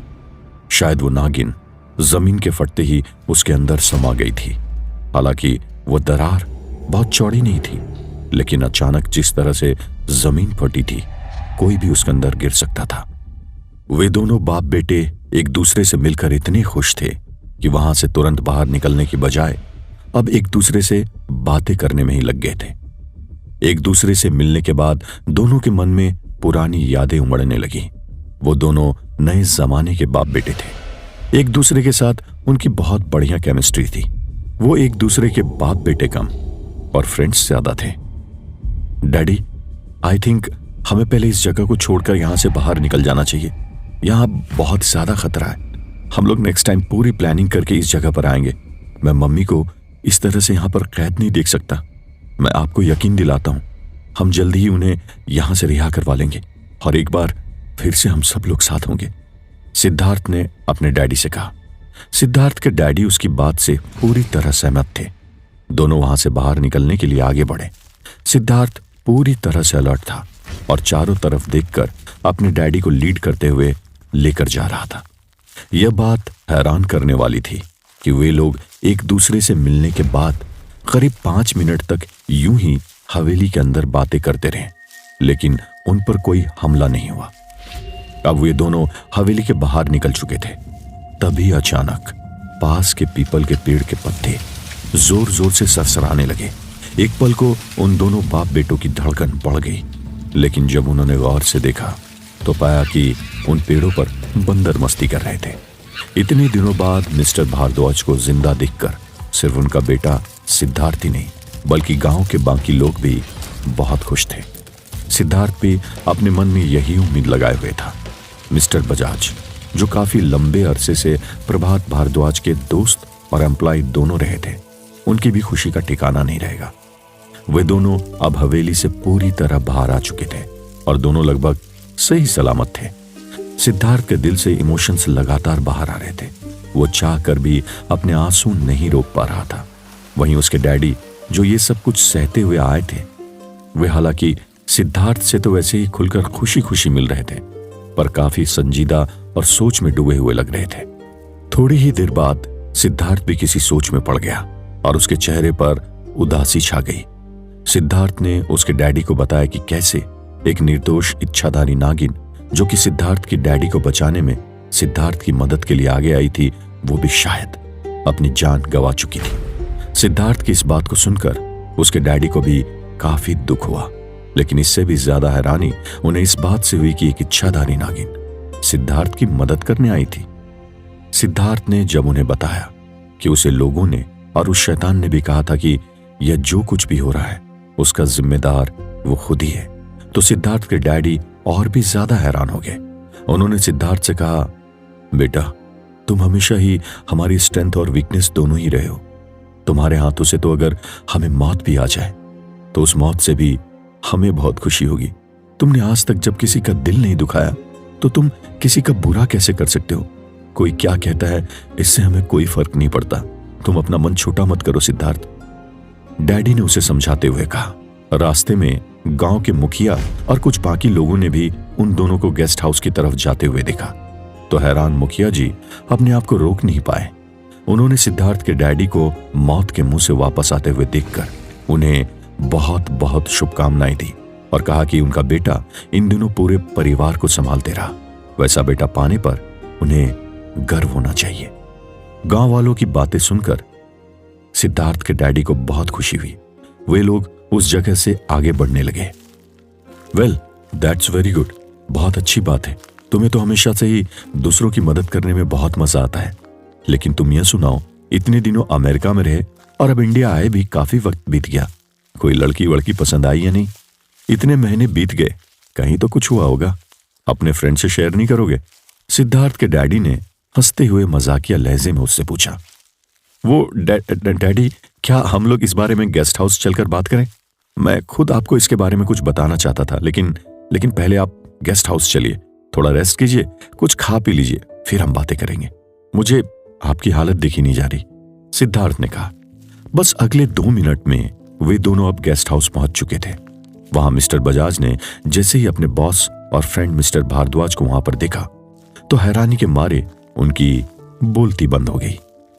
सर आप, मैं कोई सपना तो नहीं देख रहा? मुझे बिल्कुल यकीन नहीं हो रहा था कि सिद्धार्थ तुमने ये कर दिखाया। You are really great. तुम्हारे जैसा बेटा होना सचमुच किसी के लिए भी गर्व की बात होगी। Really sir, I can't tell you how happy I am, mister Bajaj ने अपनी खुशी जाहिर करते हुए कहा। Oh thanks dear. और बताइए, इतने दिनों में इस गांव में क्या कुछ बदला है? आप भी इतने दिनों से इसी गांव में फंसे हुए हैं। हमने तो आपको बहुत परेशानी में डाल दिया। I am really sorry about that, Siddharth के डैडी ने अपने मैनेजर मिस्टर बजाज से कहा। अंकल, गौरी कहीं दिखाई नहीं दे रही, क्या वो कहीं बाहर गई है? मैं डैडी को गौरी से मिलाना चाहता था, सिद्धार्थ ने मिस्टर बजाज से कहा। यह कहते वक्त सिद्धार्थ के चेहरे पर जो ब्लश दिखाई दे रहा था उससे उसके डैडी को बात समझने में ज्यादा वक्त नहीं लगा। गौरी यहीं कहीं होगी, शायद अपने कमरे में हो। चलो मैं उसे देखता हूं, मैं भी उसे सर से मिलाना चाहता हूं। अब तक तो वो सर से कभी मिल ही नहीं पाई। मिस्टर बजाज ये कहते हुए गौरी के कमरे की तरफ चले गए। हाँ तो गौरी, ये गौरी कौन है? कोई हमें भी बताएगा कि हमारा बेटा क्यों चाहता है कि हम गौरी से मिले? क्या कोई गांव की गौरी है? क्या कहीं गौरी ही तो वो लड़की नहीं जिसने हमारे बेटे का दिल चुराया है? सिद्धार्थ के डैडी ने उससे मजाकिया अंदाज में पूछा। डैडी, आपको तो याद होगा, वो मेरी बचपन की फ्रेंड है और वो कोई और नहीं, बजाज अंकल की बेटी है। वो आप लोगों के गायब हो जाने के कुछ दिन बाद जब मैं यहाँ आया तो हवेली में मुझ पर हमला हुआ और गौरी ने मेरी जान बचा ली। मुझे बाद में पता चला कि मेरी जान बचाने वाली लड़की मेरे बचपन की फ्रेंड गौरी है। उसने आप लोगों का पता लगाने के लिए मेरी हर कदम पर मदद की है। डैडी, वो बहुत अच्छी लड़की है और मेरे लिए तो अपनी जान तक की परवाह नहीं करती, सिद्धार्थ ने अपने डैडी से कहा। ओह, तो बात कुछ ऐसी है। भाई, तुम तो सचमुच बहुत आगे निकल गए, अपने डैडी से भी 4 कदम आगे। इतनी जल्दी लड़की को ढूंढा और उसे पटा भी लिया। कहीं शादी वादी भी तो नहीं कर ली ना? तुम अमेरिका वालों का वैसे भी कोई जवाब नहीं है, मिस्टर बजाज ने हंसते हुए कहा। अरे नहीं डैडी, ऐसा कुछ नहीं है। अभी बात शादी तक नहीं पहुंची। यह बात सच है कि गौरी और मैं एक दूसरे को पसंद करते हैं और प्यार भी करते हैं, लेकिन अब तक कभी खुलकर दोनों ने एक दूसरे से अपने दिल की बातें नहीं की। लेकिन एक प्रॉब्लम है, पता नहीं क्यों बजाज अंकल को गौरी और मेरा साथ रहना पसंद नहीं। अब आप आ गए हैं तो प्लीज आप उन्हें कन्विंस कर लेना, सिद्धार्थ ने अपने डैडी से कहा। अरे डोंट वरी डियर, अब मैं आ गया हूं, तुम्हें बिल्कुल परेशान होने की जरूरत नहीं है, सब कुछ ठीक हो जाएगा। मैं मिस्टर बजाज से बात करूंगा, गौरी हमारे घर की बहू बनेगी, सिद्धार्थ के डैडी ने उससे कहा। जब मिस्टर बजाज गौरी को ढूंढने के लिए उसके कमरे में गए तो उन्हें गौरी नहीं दिखाई दी और जब वो बाहर निकलकर उसे इधर उधर ढूंढने लगे तब उन्होंने देखा कि गौरी बाहर से गेस्ट हाउस में आ रही थी, बढ़िया ट्रेडिशनल ड्रेस में सजी धजी, हाथों में पूजा की थाली लिए। वो न जाने कहां से आ रही थी। उसे इस तरह से तैयार देखकर तो मिस्टर बजाज बहुत ज्यादा हैरान हो गए। गौरी, तुम कहां चली गई थी? ऐसे सज धज कर पूजा की थाल लेकर कहां से आ रही हो बेटी? बेटा, कहीं जाने से पहले बताना तो चाहिए। तुम्हें पता तो है ये जगह खतरे से खाली नहीं। प्लीज आगे से ऐसा कभी मत करना। बाय द वे, एक बहुत बड़ा सरप्राइज है, तुम सुनोगी तो तुम्हें यकीन नहीं होगा। मिस्टर बजाज ने एक्साइटमेंट के साथ गौरी से कहा। तो कौन सा सरप्राइज था जो मिस्टर बजाज गौरी को देना चाहते थे? क्या वे गौरी और सिद्धार्थ की शादी का प्लान कर रहे थे? सिद्धार्थ का अगला प्लान क्या था? क्या वो इच्छाधारी नागिन सचमुच मारी गई थी? क्या अब आगे सब कुछ अच्छा ही अच्छा होने वाला था? जानने के लिए सुनते रहिए।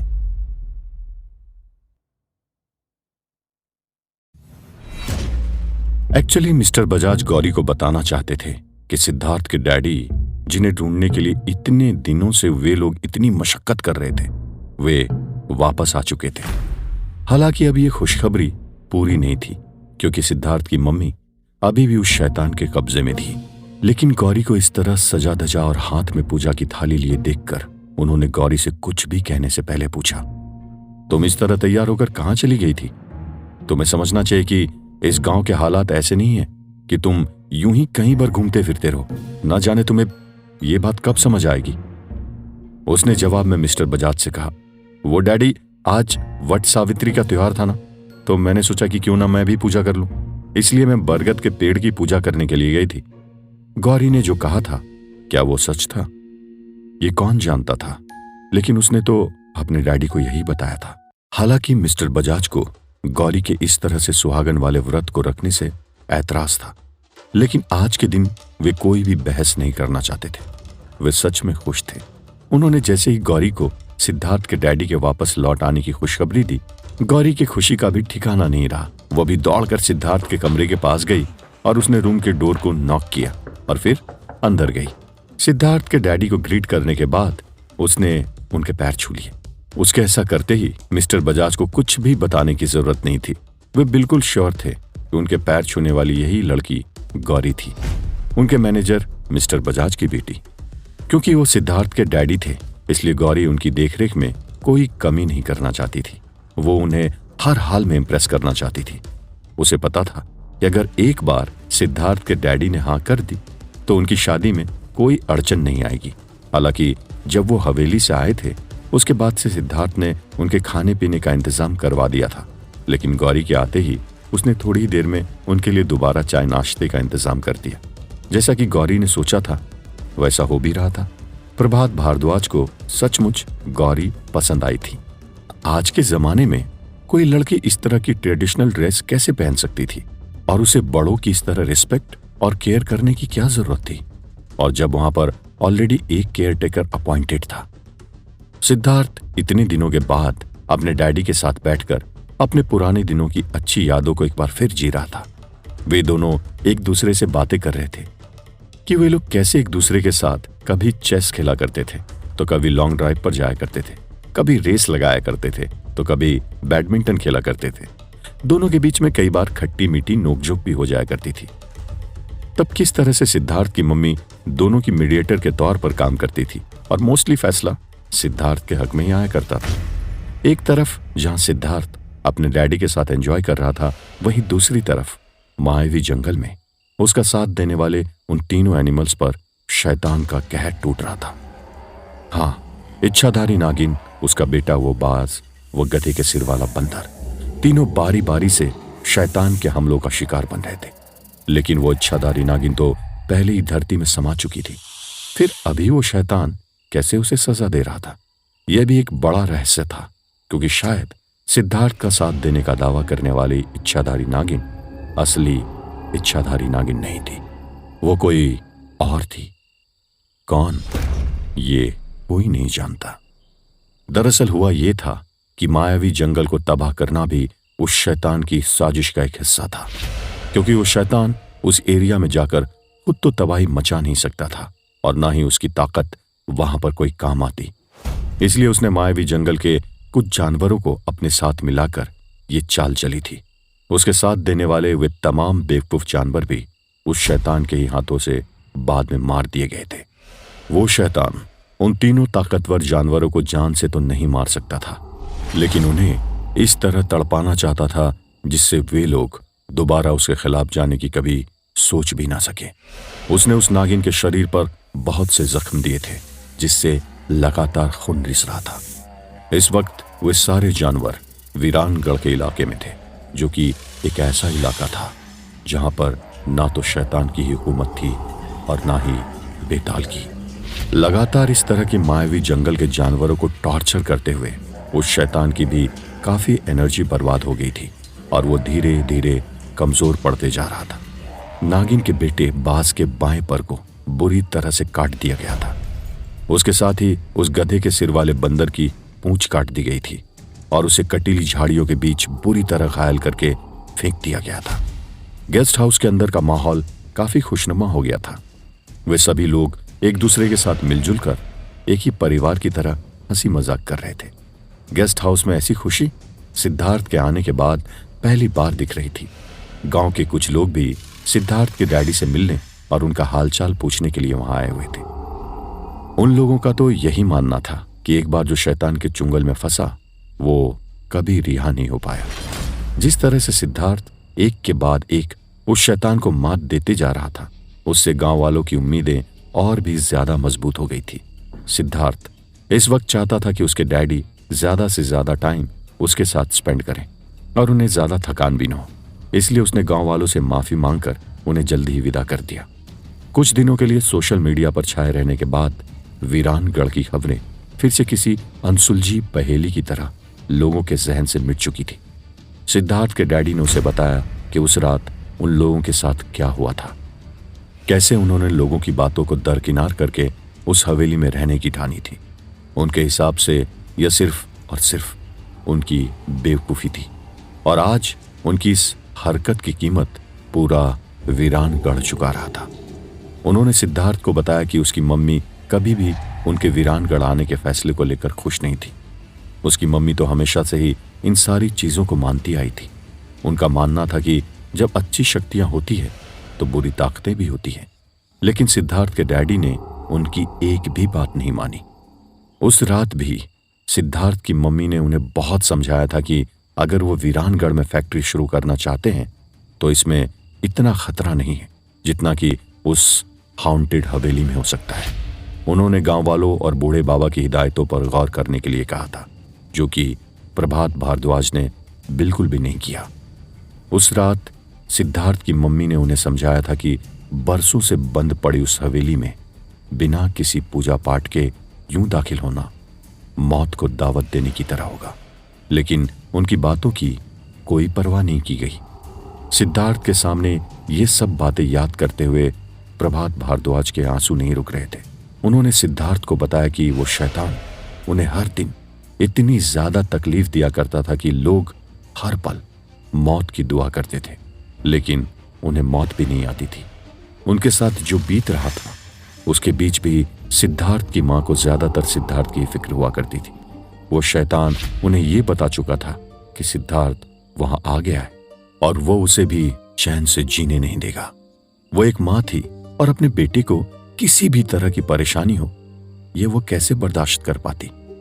दुनिया में शायद ही कोई ऐसा इंसान हो जिसे डर नहीं लगता हो, लेकिन लोग सिर्फ दूसरों को दिखाने के लिए ऐसे प्रिटेंड करते हैं कि उन्हें बिल्कुल डर नहीं लगता। यही बात सिद्धार्थ को उसके डैडी ने भी बताई थी कि वे उस रात सचमुच डर गए थे। पहले तो उन्होंने किसी की बातों को नहीं माना, लेकिन जैसे ही रात का अंधेरा गहराने लगा डर उन पर हावी होने लगा था। उन्होंने बताया कि उस शैतान के कब्जे में कितने खतरनाक और कितने सारे भूत होंगे इसकी कोई गिनती नहीं लगा सकता। वो बहुत ज्यादा ताकतवर है और उसका मुकाबला कर पाना किसी इंसान की बस की तो बात ही नहीं है। उन्हें लौट कर आए हुए काफी वक्त बीत चुका था, इसीलिए सिद्धार्थ चाहता था कि उसके डैडी को प्रॉपर रेस्ट दिया जाए। शाम हो चुकी थी और सिद्धार्थ थोड़ी ही देर बाद डिनर करने के बाद अपने मिशन की तरफ आगे बढ़ना चाहता था। वो ऐसे ही अपनी मां को वहां मौत के मुंह में फंसे नहीं रहने दे सकता था। लगभग 1.5 घंटे के बाद गौरी और दयाल ने डाइनिंग टेबल पर सबके लिए खाना लगाया और पेट भर खाना खा लेने के बाद सिद्धार्थ के डैडी अपने कमरे में जाकर सो गए। उन्हें बिस्तर पर लेटते ही गहरी नींद आ गई। सिद्धार्थ उन्हें बिना कुछ बताए अपनी पूरी तैयारी से एक बार फिर उस भूता हवेली की तरफ निकल गया। अब अंधेरा हो चुका था। गांव में पिछले दिनों हुई तबाही के निशान अब तक मौजूद थे। स्ट्रीट लाइट्स अब तक ठीक नहीं हो पाए थे और यहां तक कि घरों के इलेक्ट्रिसिटी कनेक्शंस अब तक भी नहीं जुड़ पाए थे। इक्का दुक्का घरों की हल्की रोशनी अपने टॉर्च के उजाले में वो आगे बढ़ रहा था। उसके दिमाग में यही चल रहा था कि वो उस शैतान के हमले का किस तरह जवाब देगा।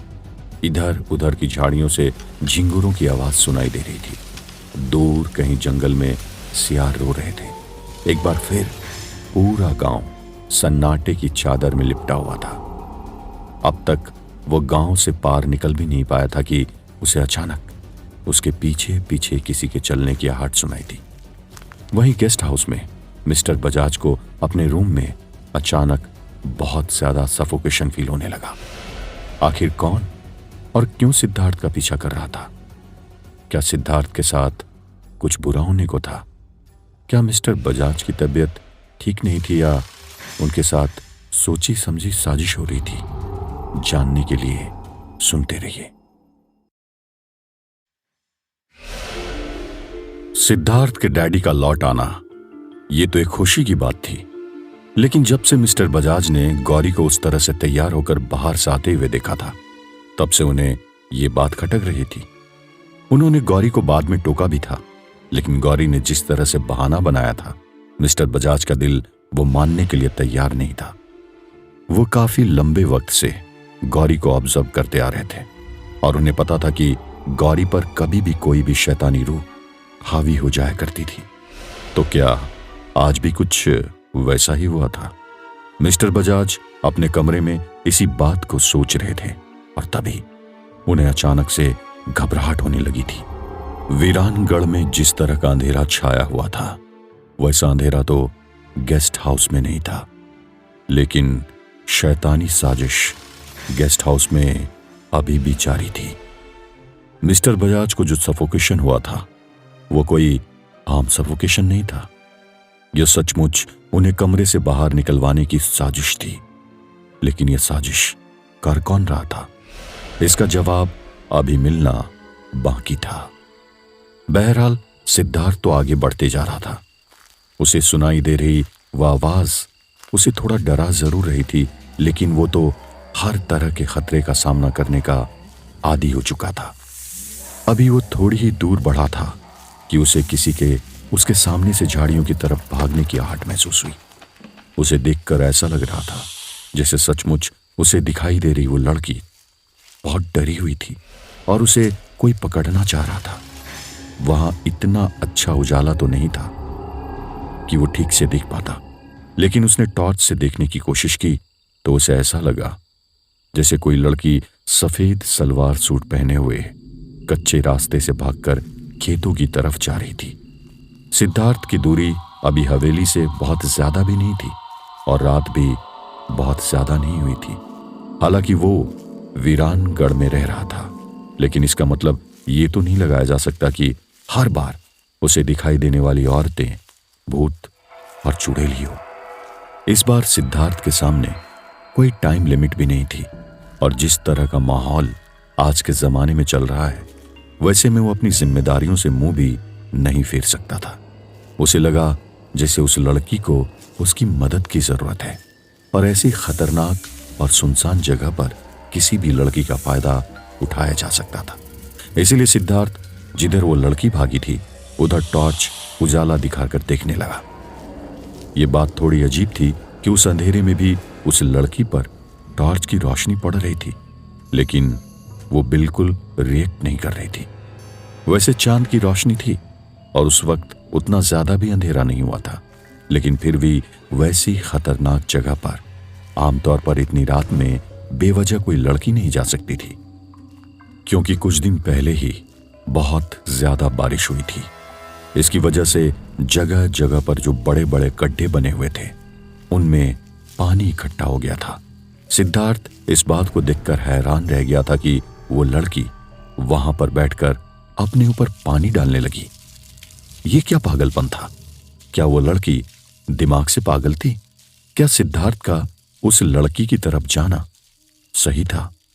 दूर से देखने में वो लड़की ज्यादा उम्र की तो नहीं लग रही थी, लेकिन उसकी यह हरकत बिल्कुल पागलपन से भरी हुई थी। पहले तो वो ऐसे भाग रही थी जैसे कोई उसका पीछा कर रहा हो, और अभी वो पागलों की तरह अपने पूरे बाल खोलकर गंदा पानी अपने ऊपर डाल रही थी। लगता है ये सचमुच ये लड़की पागल है। मैं इसके पीछे अपना वक्त बर्बाद नहीं कर सकता। मुझे यहां से निकलना चाहिए, सिद्धार्थ ने अपने आप से कहा, और फिर वो वापस अपने रास्ते जाने लगा। इससे पहले कि वो थोड़ा आगे बढ़ पाता, अचानक उसे उसके कानों में धीमे से आवाज आई, सिद्धार्थ, रुको तो सही। सिद्धार्थ ने उस लड़की की तरफ देखा। वो लड़की उसे वहां दिखाई ही नहीं दी। क्या वो सचमुच कोई भूतनी या चुड़ैल थी? सिद्धार्थ के बढ़ते हुए कदम के साथ उसे घुंघरू की आवाज सुनाई देने लगी। एक बार फिर से उसे सुनाई दिया, कहां जा रहे हो? यहां तक आए और मुझसे मिले तक नहीं। तुम मुझे ऐसे तन्हा छोड़कर कैसे जा सकते हो? मैं प्यासी हूं, पानी मेरी प्यास नहीं बुझा सकता। इधर आओ तो सही, एक बार मुझसे बात तो कर लो, मुझे तुम्हारी जरूरत है। वो सचमुच में कोई डाइन या चुड़ैल ही थी जो सिद्धार्थ को किसी भी तरह रोकने की कोशिश कर रही थी, लेकिन सिद्धार्थ पर उसका कोई असर नहीं हो रहा था। वो एक बार फिर आगे बढ़ने लगा, लेकिन इस बार वो अचानक गीले कपड़े और गीले बालों में सिद्धार्थ के सामने आ गई। उसका भीगा बदन टॉर्च की रोशनी में बहुत हॉट लग रहा था, लेकिन उसके बाद जैसे ही सिद्धार्थ ने उसके चेहरे को देखने के लिए अपने हाथों में मौजूद टॉर्च उसके चेहरे पर फोकस किया, उसके खतरनाक चेहरे को देखकर सिद्धार्थ के हाथ से वो टॉर्च नीचे गिर गया। उसने हड़बड़ाहट में कांपते हुए हाथों से टॉर्च को ऊपर उठाया। सिद्धार्थ ऐसी किसी भी बला से निपटने के लिए उसी वक्त तैयार हो गया था जब उसे उसके आसपास घुंघरू की आवाज आई थी। उसने अपने हाथों में एक खास किस्म की अभिमंत्रित राख रखी हुई थी। वो राख उसे बूढ़े बाबा के कमरे से मिली थी। सिद्धार्थ जानता था कि बूढ़े बाबा वहां गेस्ट हाउस में नहीं थे, लेकिन उनकी चीजों में उसे कुछ न कुछ काम का जरूर मिल जाएगा। उसने बूढ़े बाबा को उस विभूत का इस्तेमाल करते हुए पहले भी देखा था कि कुछ खास किस्म की लकड़ियों और फूलों का इस्तेमाल करके उस राख को तैयार किया गया था। पर इससे पहले कि सिद्धार्थ उस राख का इस्तेमाल कर पाता, उस चुड़ैल ने सिद्धार्थ को सीने पर जोर की लात मारी और सिद्धार्थ धड़ाम से जमीन पर गिर गया। अगले ही पल उछलकर वो सिद्धार्थ के ऊपर बैठ गई और अजीब अजीब सा मंत्र बोलने लगी। जैसे ही वो सिद्धार्थ के ऊपर आकर बैठी, सिद्धार्थ के पैरों ने काम करना बंद कर दिया। उसके हाथों में भी पहले जैसी ताकत नहीं रही। वो उसे अपने ऊपर से अलग करना चाहता था। उसकी पूरी कोशिश थी कि वो जल्द ही उस चुड़ैल को मुक्ति दे देगा, लेकिन ऐसा कुछ नहीं हुआ। थोड़ी देर बाद उस चुड़ैल ने सिद्धार्थ के सिर पर हाथ रख दिया। उसके दोनों हाथ सिद्धार्थ के शरीर में घूम रहे थे। अब तक वो सिद्धार्थ के सीने पर बैठी हुई थी, लेकिन अब वो सिद्धार्थ को बुरी तरह चूमने और अपनी जुबान से उसे चाटने लगी थी। उसका खतरनाक और बदसूरत चेहरा देखकर सिद्धार्थ को घिन आ रही थी और डर के मारे उसके दिल की धड़कन बहुत तेज हो गई थी। तो क्या वो चुड़ैल उसका खून पीने वाली थी? इधर सिद्धार्थ की जान आफत में फंसी हुई थी और उधर मिस्टर बजाज के उनके कमरे के बाहर निकलते ही किसी ने पीछे से आकर अचानक उन्हें जोर का धक्का दे दिया था। वो खुद को संभाल नहीं पाए और धड़ाम से नीचे गिर गए। वो उस वक्त बरामदे में खड़े हुए थे और बरामदा जमीन के करीब 5 फीट ऊंचा था, लेकिन गेस्ट हाउस में उनके साथ ऐसा कौन कर सकता था? मिस्टर बजाज ने जब पीछे मुड़कर देखा तो उन्हें कोई भी नहीं दिखाई दिया, लेकिन ये बात तो सच थी कि किसी ने तो उन्हें बहुत जोर का धक्का दिया था।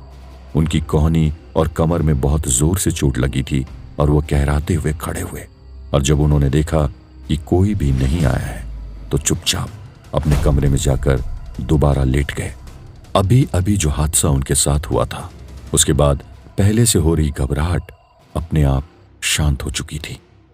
उधर गांव की सरहद पर सिद्धार्थ उस चुड़ैल से खुद को बचाने की पूरी कोशिश कर रहा था, लेकिन ये क्या, वो चुड़ैल उसका खून नहीं पी रही थी, बल्कि वो तो सिद्धार्थ के साथ कुछ और ही कर रही थी। उसने धीरे धीरे सिद्धार्थ के कपड़े उतारना शुरू कर दिए और वो कुछ ही देर में सिद्धार्थ के साथ जबरन संबंध बनाने लगी। लेकिन सिद्धार्थ ने अचानक से कुछ ऐसे मंत्र बोले जिससे वो चुड़ैल अचानक से गायब हो गई। पर ताज्जुब की बात यह थी कि सिद्धार्थ की जुबान में ये मंत्र आए कैसे, क्योंकि सिद्धार्थ ने तो कभी भी इस मंत्र को ना सुना था और ना ही पढ़ा था। क्या इसका कोई कनेक्शन पिछले जन्म से था? ये तो सिर्फ वक्त ही बताएगा। सिद्धार्थ अब पहले से थोड़ा कमजोर महसूस कर रहा था। अभी थोड़ी देर पहले जो उसके साथ हुआ था वो बिल्कुल भी नॉर्मल इंसिडेंट नहीं था। बहरहाल वो अब हवेली के कंपाउंड तक पहुंच चुका था। अब उसे बस किसी भी तरह से अपनी मम्मी को बचाकर बाहर लाना था और इसी तरह से वीरान गढ़ की मनहूसियत से उसे और उसके परिवार को काफी हद तक छुटकारा मिल जाता। अभी उसने हवेली के चैनल गेट को हाथ ही लगाया था कि उसे एक जोरदार झटका लगा और वो दूर फेंका गया। जैसे तैसे उठा और उसने दोबारा से उस गेट को खोलने की कोशिश की, लेकिन इस बार भी फिर वो उस गेट को खोलने में नाकाम रहा। अब उस गेट के पास जाने से ही उसे बहुत ज्यादा हीट फील हो रही थी। ऐसा लग रहा था जैसे वो पूरा कंपाउंड बहुत खतरनाक आग में झुलसा हुआ हो। सिद्धार्थ ने कुछ उपाय करने की भी कोशिश की, लेकिन कुछ भी काम नहीं आया। वो थक हार कर उदास होकर वापस गेस्ट हाउस लौटने लगा। कुछ ही मिनट में जब गेस्ट हाउस के कंपाउंड के पास पहुंचा, उसने देखा, वो दंग रह गया। उसने देखा कि उसके डैडी मिस्टर बजाज को घसीटकर बरामदे से ले जा रहे थे। सिद्धार्थ को लगा जैसे अंधेरे में उसे देखने में कोई गलती हो रही हो या उसका दिमाग ठीक से काम नहीं कर रहा है। वो दौड़कर गेस्ट हाउस के करीब आने लगा। मिस्टर बजाज अपने पैर पटक रहे थे और चिल्लाने की कोशिश कर रहे थे, लेकिन उनके मुंह में कपड़ा ठूस दिया गया था। वे आवाज भी नहीं कर पा रहे थे। हालांकि मिस्टर बजाज भी अपने हाथ पैर चला रहे थे और वे भी सिद्धार्थ के डैडी को मारने की कोशिश कर रहे थे, लेकिन ऐसा कैसे हो सकता था? सिद्धार्थ के डैडी ऐसा कैसे कर सकते थे? अभी सिद्धार्थ कुछ ही मीटर की दूरी पर ही था कि उसने देखा उसके डैडी के हाथों में एक बड़ा सा चाकू था और वो मिस्टर बजाज के सीने में वो चाकू घोंपने ही वाले थे। आखिर उन दोनों के बीच हो रही इस लड़ाई की वजह क्या हो सकती थी? अचानक वे बरसों पुराने दोस्त एक दूसरे के खून के प्यासे क्यों हो गए थे? क्या सिद्धार्थ की आंखें जो देख रही थी वो एक सच था? अगर वो लड़ाई सचमुच मिस्टर बजाज और सिद्धार्थ के डैडी के बीच हो रही थी, तो सिद्धार्थ दोनों में से किसको चुनेगा? जानने के लिए सुनते रहिए। तभी सिद्धार्थ बहुत जोर से चिल्लाया, स्टॉप डैडी, स्टॉप, रुक जाइए डैडी, प्लीज चाकू फेंक दीजिए। सिद्धार्थ चिल्लाने लगा, लेकिन उसके चिल्लाने का उसके डैडी पर कोई असर नहीं हो रहा था। वे लगातार मिस्टर बजाज को चाकू मारने की कोशिश कर रहे थे। इससे पहले कि सिद्धार्थ वहां तक पहुंचकर उनके हाथों से वो चाकू छुड़ा पाता, उन्होंने मिस्टर बजाज को सीने पर एक जख्म दे ही दिया। मिस्टर बजाज की किस्मत थोड़ी अच्छी थी कि वो जख्म बहुत गहरा नहीं था, लेकिन जैसे ही सिद्धार्थ ने अपने डैडी का हाथ पकड़ा, उन्होंने झुंझलाहट के साथ सिद्धार्थ को धक्का देकर दूर फेंक दिया। वहीं मिस्टर बजाज अभी भी जमीन से उठने की कोशिश कर रहे थे। वो ठीक से उठ नहीं पा रहे थे। कुछ देर पहले ही मिस्टर बजाज को बरामदे से धक्का देकर नीचे गिराया गया था, जिसके कारण उनकी कमर में पहले ही बहुत दर्द था और ऊपर से सीने पर मिला ये जख्म। सिद्धार्थ, तुम्हारे डैडी पागल हो गए, मुझे बचाओ। मैं नहीं समझ पा रहा हूं कि वो मुझे क्यों मारना चाह रहे हैं। बॉस, मैंने आपका क्या बिगाड़ा है? प्लीज अपना गुस्सा छोड़ दीजिए, कोई कारण तो बताइए। मिस्टर बजाज दर्द के बीच कहराते हुए कहने लगे। सिद्धार्थ इस बात को लेकर हैरान था कि मिस्टर बजाज तक नहीं जानते थे कि उन दोनों के बीच में आखिर झगड़ा क्यों हो रहा था। उसने तुरंत अपने डैडी को दोबारा पकड़कर खींचने की कोशिश की, लेकिन प्रभात भारद्वाज के सिर पर जैसे जुनून सवार था। वो मिस्टर बजाज की जान लिए बिना शांत नहीं बैठने वाले थे। सिद्धार्थ ने भी पूछने की कोशिश की, डैडी बताइए तो सही क्या हुआ है? आप रुक जाइए, मैं आपको ऐसे नहीं छोड़ने वाला हूं। मैं आपको ये क्राइम नहीं करने दूंगा। बजाज अंकल तो आपके दोस्त हैं, फिर आप ऐसा कैसे कर सकते? फेंक दीजिए हथियार, सिद्धार्थ ने अपने डैडी से कहा। जब बार बार सिद्धार्थ के कहने पर भी उसके डैडी हथियार छोड़ने को तैयार नहीं थे, तो सिद्धार्थ को कुछ भी समझ आना ही बंद हो गया था। वो बस उन्हें कसकर पकड़ कर रखना चाहता था। इतनी देर से जब सिद्धार्थ अपने डैडी को यूं जकड़े हुए था और उन्हें मिस्टर बजाज पर अटैक नहीं करने दे रहा था, तो उनका गुस्सा और पागलपन और भी ज्यादा बढ़ गया। उन्होंने गुस्से से गुर्राकर गरजती हुई आवाज में सिद्धार्थ से कहा, हट जा बेवकूफ लड़के, वैसे भी ये सब कुछ तेरे ही वजह से हो रहा है। तूने ना मुझे पहले कभी चैन से रहने दिया, और ना लगता है मुझे इससे पहले तुझे ही ठिकाना लगाना पड़ेगा। ये कहते हुए सिद्धार्थ के डैडी ने सिद्धार्थ पर ही हमला करना शुरू कर दिया था। मिस्टर बजाज जब सिद्धार्थ को बचाने के लिए आगे आए, तो उन्होंने मिस्टर बजाज को फिर से एक जख्म दे दिया और मिस्टर बजाज दर्द से कहराते हुए अपने हाथ को पकड़कर दूसरी तरफ हो गए। अब उनके एक हाथ पर भी चोट लग चुकी थी। इतनी ज्यादा उथल पुथल और मारामारी मचने की वजह से गौरी और दयाल भी तुरंत कमरे से बाहर आए। उन्होंने भी देखा कि बाहर बाप बेटे के बीच खतरनाक लड़ाई हो रही थी। ये सब क्या हो रहा था? गौरी और दयाल को भी कुछ नहीं पता था कि वहां पर दरअसल चल क्या रहा था।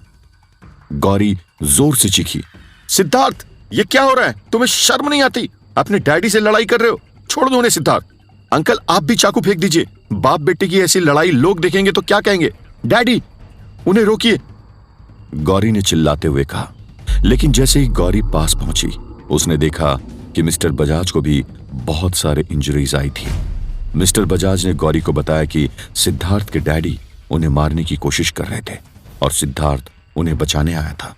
गौरी और दयाल भी आगे दौड़कर उन्होंने सिद्धार्थ और उसके डैडी को अलग अलग करने की कोशिश की, लेकिन पता नहीं मिस्टर प्रभात में इतनी ज्यादा ताकत कहां से आ गई थी। उन्होंने दयाल को पेट पर एक जोरदार घूंसा जड़ दिया और गौरी के बाल खींचकर उसे दूर फेंक दिया। सिद्धार्थ ने अभी भी उन्हें पकड़कर रखा हुआ था, लेकिन वो उन्हें काबू नहीं कर पा रहा था। गौरी, मुझे लगता है इन पर कोई शैतानी रूह सवार हो गई है। जल्दी जाओ और मेरे टूल बैग में रखा हुआ अभिमंत्रित जल लेकर आओ। वैसे तो हम लोग इन्हें काबू नहीं कर पाएंगे, सिद्धार्थ ने गौरी से कहा। अभी सिद्धार्थ और उसके पिता के बीच वो लड़ाई चल ही रही थी कि गौरी ने सिद्धार्थ के कहे अनुसार अभिमंत्रित जल लाकर सिद्धार्थ के पापा के ऊपर उसका छिड़काव कर दिया। वो उस वक्त सिद्धार्थ को मौत के घाट उतारने वाले ही थे कि उस अभिमंत्रित जल के छिड़काव के बाद अगले ही पल उनका पूरा शरीर जलने लगा। एक खतरनाक चीख सुनाई दी और वो काले धुएं में तब्दील होकर गायब हो गए। सबकी आंखों के सामने पेश आए इस नजारे ने उन सभी लोगों को हैरान कर दिया था। आखिर ये क्या हुआ था और सिद्धार्थ के डैडी इस तरह से गायब कैसे हो सकते थे? इस घटना से सिद्धार्थ पूरी तरह टूट चुका था। वो वहीं बैठकर अपने सिर पर हाथ रखकर रोने लगा। डैडी, ये क्या हो गया? आपको क्या हो गया था? आप ऐसे कैसे गायब हो सकते हो? इतने दिनों बाद आप मेरी जिंदगी में आए थे। ये नहीं हो सकता, आप ऐसे गायब नहीं हो सकते, सिद्धार्थ रोते हुए कहने लगा। नहीं सिद्धार्थ, रोने की कोई जरूरत नहीं है। ऐसा कैसे हो सकता है? कोई इंसान ऐसे कैसे गायब हो सकता है? आई एम श्योर वो तुम्हारे डैडी नहीं थे। ये उस शैतान की कोई साजिश थी। वो कोई भूत प्रेत था। तुम्हें ऐसे रोने की जरूरत नहीं है। अंकल शायद अभी भी उसी हवेली में कैद है, गौरी ने सिद्धार्थ को तसल्ली देते हुए कहा। वे लोग इस बात को नहीं जानते थे कि जिस भूत को सिद्धार्थ अपने डैडी समझकर रो रहा था, वो अब भी गायब होने के बाद भी वहीं मौजूद था। जैसे ही सब लोग उसे लेकर बेपरवाह हुए, उसने सिद्धार्थ को उसका गला पकड़कर ऊपर उठा लिया। वहां अचानक पत्थरों की बारिश होने लगी। सिद्धार्थ को गौरी ने छुड़ाने की कोशिश की, पर वो नाकाम रही। मजबूरन सिद्धार्थ को उस पत्थर की बारिश में छोड़कर उन लोगों को बरामदे में जाना पड़ा। जहां सिद्धार्थ अपना गला छुड़ाने के लिए छटपटा रहा था, वहीं रुक रुक कर आसमान से गिरते पत्थरों की चोट अब वो बहुत ज्यादा देर तक बर्दाश्त नहीं कर पाता। जिस भूत ने उसकी गर्दन को दबोच रखा था, अब वो दिखाई तक नहीं दे रहा था। चोट लगने की वजह से सिद्धार्थ का खून भी तेजी से बहने लगा था। डैडी, सिद्धार्थ को बचाओ, कोई तो बचाओ, कोई कुछ करो प्लीज, उसे बचा लो, छोड़ दो, उसे छोड़ दो, गौरी ने मदद के लिए चीख पुकार करते हुए कहा। मिस्टर बजाज जो खुद जख्मी थे, वे कर भी क्या सकते थे? और दयाल ने तो आज तक कभी भी किसी के मामले में दखल अंदाजी की ही नहीं थी, तो उससे उम्मीद भी क्या की जा सकती थी। अचानक कुछ ऐसा हुआ कि पत्थरों की बारिश अपने आप थम गई और सिद्धार्थ, जो कि हवा में लटका हुआ था, वो नीचे गिर गया। लेकिन ये सब कुछ हुआ कैसे था? भूत ने अपने चुंगल से सिद्धार्थ को आजाद कैसे कर दिया था? वो पत्थरों की बारिश ऐसे कैसे थम गई थी? सिद्धार्थ जमीन पर गिरा हुआ दर्द से कहरा रहा था और उठने की कोशिश कर रहा था। तभी उन सभी लोगों को अचानक एक इंसान के आकार में रोशनी आती हुई दिखाई दी। तो क्या ये उस रोशनी की ही करामत थी कि सिद्धार्थ पे आई वो बला टल गई थी? लेकिन वीरानगढ़ में उस शैतान के खिलाफ जाने की हिम्मत आखिर किसने की थी? जब रोशनी का जरिया उनके पास आया, तब सब लोगों ने देखा कि और कोई नहीं बल्कि बूढ़े बाबा थे। तो क्या उनके आते ही वो भूत वहां से भाग गया था? जैसे ही बूढ़े बाबा उन लोगों के पास पहुंचे, उस भूत ने उन सभी लोगों को अपनी ताकत के दम पर जमीन से ऊपर उठा दिया। वो उन सभी लोगों को गोल गोल घुमाने लगा और खुद उनके बीच में खड़े होकर जोर जोर से हंसने लगा। उसका चेहरा बहुत खतरनाक दिख रहा था। उसकी आंखों से लाल अंगारे बरस रहे थे और चेहरा पूरा सफेद दिखाई दे रहा था। सफेद कपड़ों में लिपटा हुआ वो भूत बहुत ही ज्यादा खतरनाक लग रहा था। बूढ़े बाबा अपने हाथ में एक अनोखा डंडा पकड़े हुए थे, जिसके हैंडल की बनावट किसी हाथी के समान थी और वो डंडा सांप के समान टेढ़ा मेढ़ा था। उन्होंने जैसे ही उस डंडे को उस भूत की तरफ किया, उसमें से मानो आग की पिचकारी निकली और उसने उस भूत को अपने अंदर समा लिया। बाबा, शुक्र है आप सही टाइम पर आ गए। आपने सिद्धार्थ की नहीं, हम सबकी भी जान बचाई है। ये भूत यहाँ पर सिद्धार्थ के डैडी का रूप लेकर आया था और हम लोगों के साथ रहने लगा था। अगर वक्त रहते आप नहीं आ गए होते तो आज हम में से कोई भी जिंदा नहीं बचता। गौरी ने बूढ़े बाबा से कहा, चलो सिद्धार्थ को अंदर ले चलने में मेरी मदद करो। आओ गौरी, मिस्टर बजाज ने गौरी से कहा। नहीं अंकल, आप लोग प्लीज परेशान मत होइए, मैं खुद ही चल सकता हूं, यह चोट जल्दी ठीक हो जाएगी, सिद्धार्थ ने दर्द से कहराते हुए कहा। सिद्धार्थ, अपने दिल पर पत्थर रख लो, क्योंकि मैं तुम्हें जो कहने जा रहा हूं शायद तुम उसे बर्दाश्त न कर पाओ। अब तक तुमने जो सहा है वो तो कुछ भी नहीं था, क्योंकि मैं जो तुम्हें बताने जा रहा हूं उसके बाद तुम्हारे कदमों के नीचे से जमीन खिसक जाएगी। मुझे समझ नहीं आ रहा कि मैं तुम्हें इतनी बुरी खबर किस मुंह से सुनाऊं। बूढ़े बाबा ने कहा। तो ऐसी कौन सी खबर थी जो बूढ़े बाबा सिद्धार्थ को देने वाले थे? वे बूढ़े बाबा अचानक वहां पर कैसे आ गए थे? बीते 2-3 दिनों से आखिर वो गए कहां थे? उनके शरीर से वो जो रोशनी निकल रही थी, उसके पीछे का रहस्य क्या था? जानने के लिए सुनते रहिए।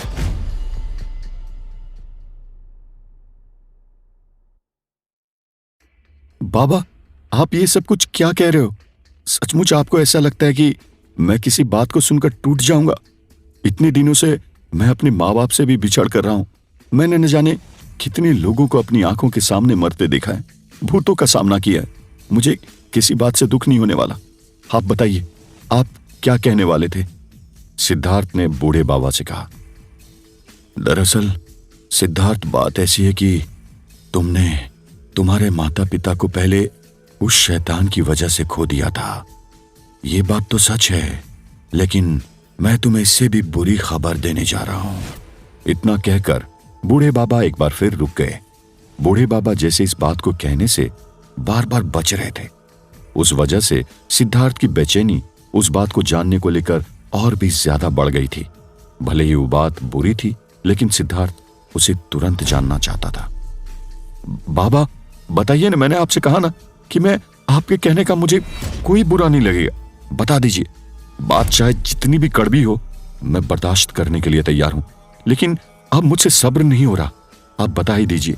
सिद्धार्थ कहराते हुए खड़ा हुआ और बूढ़े बाबा से हाथ जोड़कर कहने लगा, तुम्हें याद है तुम्हें उस शैतान ने किस शर्त को पूरा करने के लिए कहा था, जिसके लिए उसने तुम्हें 48 घंटे की मोहलत दी थी। क्या तुमने वो शर्त पूरी की थी और क्या तुमने उसकी बात मानी थी? बूढ़े बाबा ने सिद्धार्थ से पूछा। हाँ बाबा, उसने मेरे सामने एक शर्त रखी थी, ये सच है, लेकिन ये आपको कैसे पता? उसने मुझसे कहा था कि अगर मैं अपने डैडी को छुड़वाना चाहता हूं तो मुझे गौरी के डैडी की हत्या करनी होगी। ये उस शैतान की एक घटिया चाल थी। मैं ऐसा कैसे कर सकता था? अपनी डैडी की जान बचाने के लिए बजाज अंकल की जान में कैसे ले सकता था? इसलिए मैंने उस शैतान की बात नहीं मानी। सिद्धार्थ ने बूढ़े बाबा को जवाब दिया। बेटा, जब तुमने उसकी बात नहीं मानी तो उस शैतान का गुस्सा तुम्हारे पिता को भुगतना पड़ा। मैं अभी अभी तुम्हारे पिता की लाश देख कर आ रहा हूं। बेटा, मुझे यकीन है वो सचमुच तुम्हारे पिता की ही लाश है। जितना मैं अपनी शक्तियों के बल पर देख पाया हूं, मुझसे मैं इस बात को दावे से कह सकता हूं कि उसने गला घोटकर तुम्हारे पिता को मौत के घाट उतार दिया। इसके पहले उसने उनके शरीर की हड्डियों को बहुत बुरी तरह से तोड़ दिया था। उसने तुम्हारे पिता के सीने पर इतनी जोर की लात मारी थी कि वो बिन पानी की मछली की तरह तड़पने लगे थे, और फिर आखिर में गला घोटकर उन्हें हमेशा के लिए खामोश कर दिया गया। बूढ़े बाबा ने बड़े दुख के साथ सिद्धार्थ को यह हकीकत बताई। बूढ़े बाबा ने सिद्धार्थ को बताया कि उन्होंने वहां के लोकल पुलिस को भी सिद्धार्थ के डैडी की लाश के बारे में पहले ही बता दिया था, और उन लोगों ने भी ये बात मानी थी कि वो लाश सिद्धार्थ के पिता की है। ये खबर सुनते ही सिद्धार्थ चक्कर खाकर वहीं गिर गया। लड़खड़ाते हुए सिद्धार्थ को गौरी और मिस्टर बजाज ने सहारा दिया। उन्हें तो एक पल को समझ ही नहीं आया कि वो उस बेटे को क्या तसल्ली दे जो इतने दिनों से अपने माँ बाप की वापसी के लिए हर मुमकिन कोशिश कर रहा था। सिद्धार्थ फूट फूट कर रोने लगा। नहीं, ये सच नहीं हो सकता। डैडी मुझे छोड़कर नहीं जा सकते। ये भी उस शैतान की कोई चाल होगी। गौरी, तुमने ही तो कहा था ना कि डैडी अभी भी उस हवेली में ही कैद होंगे, तो हम उन्हें वहां से ढूंढ निकालेंगे। वो लाश डैडी की नहीं हो सकती, सिद्धार्थ ने रोते हुए कहा। बूढ़े बाबा उसके पास गए और उसके सिर पर हाथ रखकर उससे कहने लगे, देखो बेटा, जो होना था वो तो हो चुका। तुम्हें इस बात को मानना ही पड़ेगा कि अब तुम्हारे पिता इस दुनिया में नहीं रहे। होनी को कोई नहीं टाल सकता बेटा। उस शैतान को तो तुमसे बदला लेना था, तो उसने अपना काम पूरा कर ही दिया। धीरज रखो और खुद को संभालो। अब हमें तुम्हारे पिता के अंतिम संस्कार की तैयारी भी करनी है। जब बूढ़े बाबा और मिस्टर बजाज सिद्धार्थ को तसल्ली देने की कोशिश कर रहे थे, उस दौरान गौरी ने सिद्धार्थ के बैग से फर्स्ट एड किट निकाला और अपनी आंसू भरी आंखों से ही सिद्धार्थ और अपने डैडी के जख्मों को देखकर उन पर पट्टी बांधने लगी। सिद्धार्थ पट्टी बंधवाने से भी इनकार कर रहा था। उसका रो रो कर बुरा हाल था, लेकिन फिर भी गौरी ने उसे पट्टियां तो बांधी दी थी। ये रात सचमुच एक और बहुत मनहूस रात थी। सुबह सिद्धार्थ और गांव के बाकी लोगों के लिए भी बहुत ज्यादा दुख से भरी हुई थी। सिद्धार्थ के डैडी गांव के उन सभी लोगों की जिंदगी में रोशनी लाना चाहते थे, लेकिन आज वे सिद्धार्थ को ही अंधेरे में छोड़कर चले गए थे। बचपन से ही सिद्धार्थ का अपने पापा से बहुत ज्यादा अटैचमेंट था। उनकी उंगली पकड़कर वो चलना सीखा था, और जिंदगी के किसी भी मोड़ पर उसके पिता ने कभी उसका साथ नहीं छोड़ा था। वो हमेशा से ही सिद्धार्थ को एक बहुत बड़े और इन्फ्लुएंशियल पर्सनैलिटी बनने के सपने देखा करते थे। रात रात भर जागकर अपनी मीटिंग और काम में लगे रहते थे। सिद्धार्थ को याद है कि कैसे वो संडे का दिन पूरा वक्त उसके साथ खेला करते हैं, और शाम को वो सब लोग साथ घूमने जाया करते थे। उनके रहते सिद्धार्थ पर आज तक कोई भी परेशानी नहीं आई थी। सिद्धार्थ की हर परेशानी को वो अपने ऊपर ले लिया करते थे। स्कूल का प्रोजेक्ट हो या कॉलेज असाइनमेंट, कोई स्पोर्ट्स एक्टिविटी हो या कोई सेमिनार, हर जगह वो सिद्धार्थ को मोटिवेट, गाइड और प्रिपेयर किया करते थे। कभी उसे जरा से भी चोट लग जाए तो उससे ज्यादा दर्द उसके पापा को हुआ करता था। वो सिद्धार्थ की मम्मी से हर बार कहा करते थे कि मैं अपने बेटे को कभी भी रोता हुआ नहीं देख सकता। आज सिद्धार्थ के डैडी ने अपना वो वादा तोड़ दिया था। वो खुद ही उसे रोता हुआ छोड़कर चले गए थे। सिद्धार्थ के लिए जैसी पूरी दुनिया खत्म हो चुकी थी, क्योंकि उसके पिता ही उसकी पूरी दुनिया थे। उसने जो कुछ सीखा था अपने पिता को आइडल मानकर ही सीखा था। अब सब खत्म हो चुका था। अब सिद्धार्थ का दिल इस बात को लेकर भी बहुत घबरा रहा था कि उस शैतान ने कहीं उसकी मां के साथ भी तो ऐसा ही कुछ नहीं किया होगा। हालांकि यह सिद्धार्थ की गलती की वजह से हुआ था, लेकिन किसी और की जान लेकर वो अपने पेरेंट्स की जान कैसे बचा सकता था? क्योंकि अब दिन निकल चुका था, तो अंतिम संस्कार के लिए और देर करने की जरूरत नहीं थी। बूढ़े बाबा अपने साथ दयाल को लेकर खुद गांव के मुखिया के घर गए और उन्हें सारे गांव वालों को इकट्ठा करके गेस्ट हाउस में आने के लिए कहा। मुखिया जी को सिद्धार्थ के डैडी के न रहने की खबर भी सुनाई गई, जिसे सुनने के बाद तो सभी लोग सन्न रह गए। उन लोगों ने तो सिद्धार्थ को अपने डैडी के साथ हवेली से वापस गेस्ट हाउस की तरफ जाते हुए देखा था, तो फिर वे लोग सिद्धार्थ के डैडी की लाश कहीं और पड़े होने की बात पर इतनी आसानी से यकीन कैसे कर लेते? खैर, यह वक्त बहस करने का बिल्कुल नहीं था। लगभग आधे घंटे के अंदर ही तमाम गांव वाले गेस्ट हाउस के पास इकट्ठे हो गए। क्योंकि सिद्धार्थ के डैडी अपने घर से तो काफी दूर थे, इसलिए उनकी अर्थी को घर से बाहर निकाले जाने की रस्म की तो जरूरत थी ही नहीं। गांव के लोगों से सलाह करने के बाद उनकी अर्थी और अंतिम संस्कार के तमाम सामान को उनकी लाश के पास ही पहुंचा दिया गया था।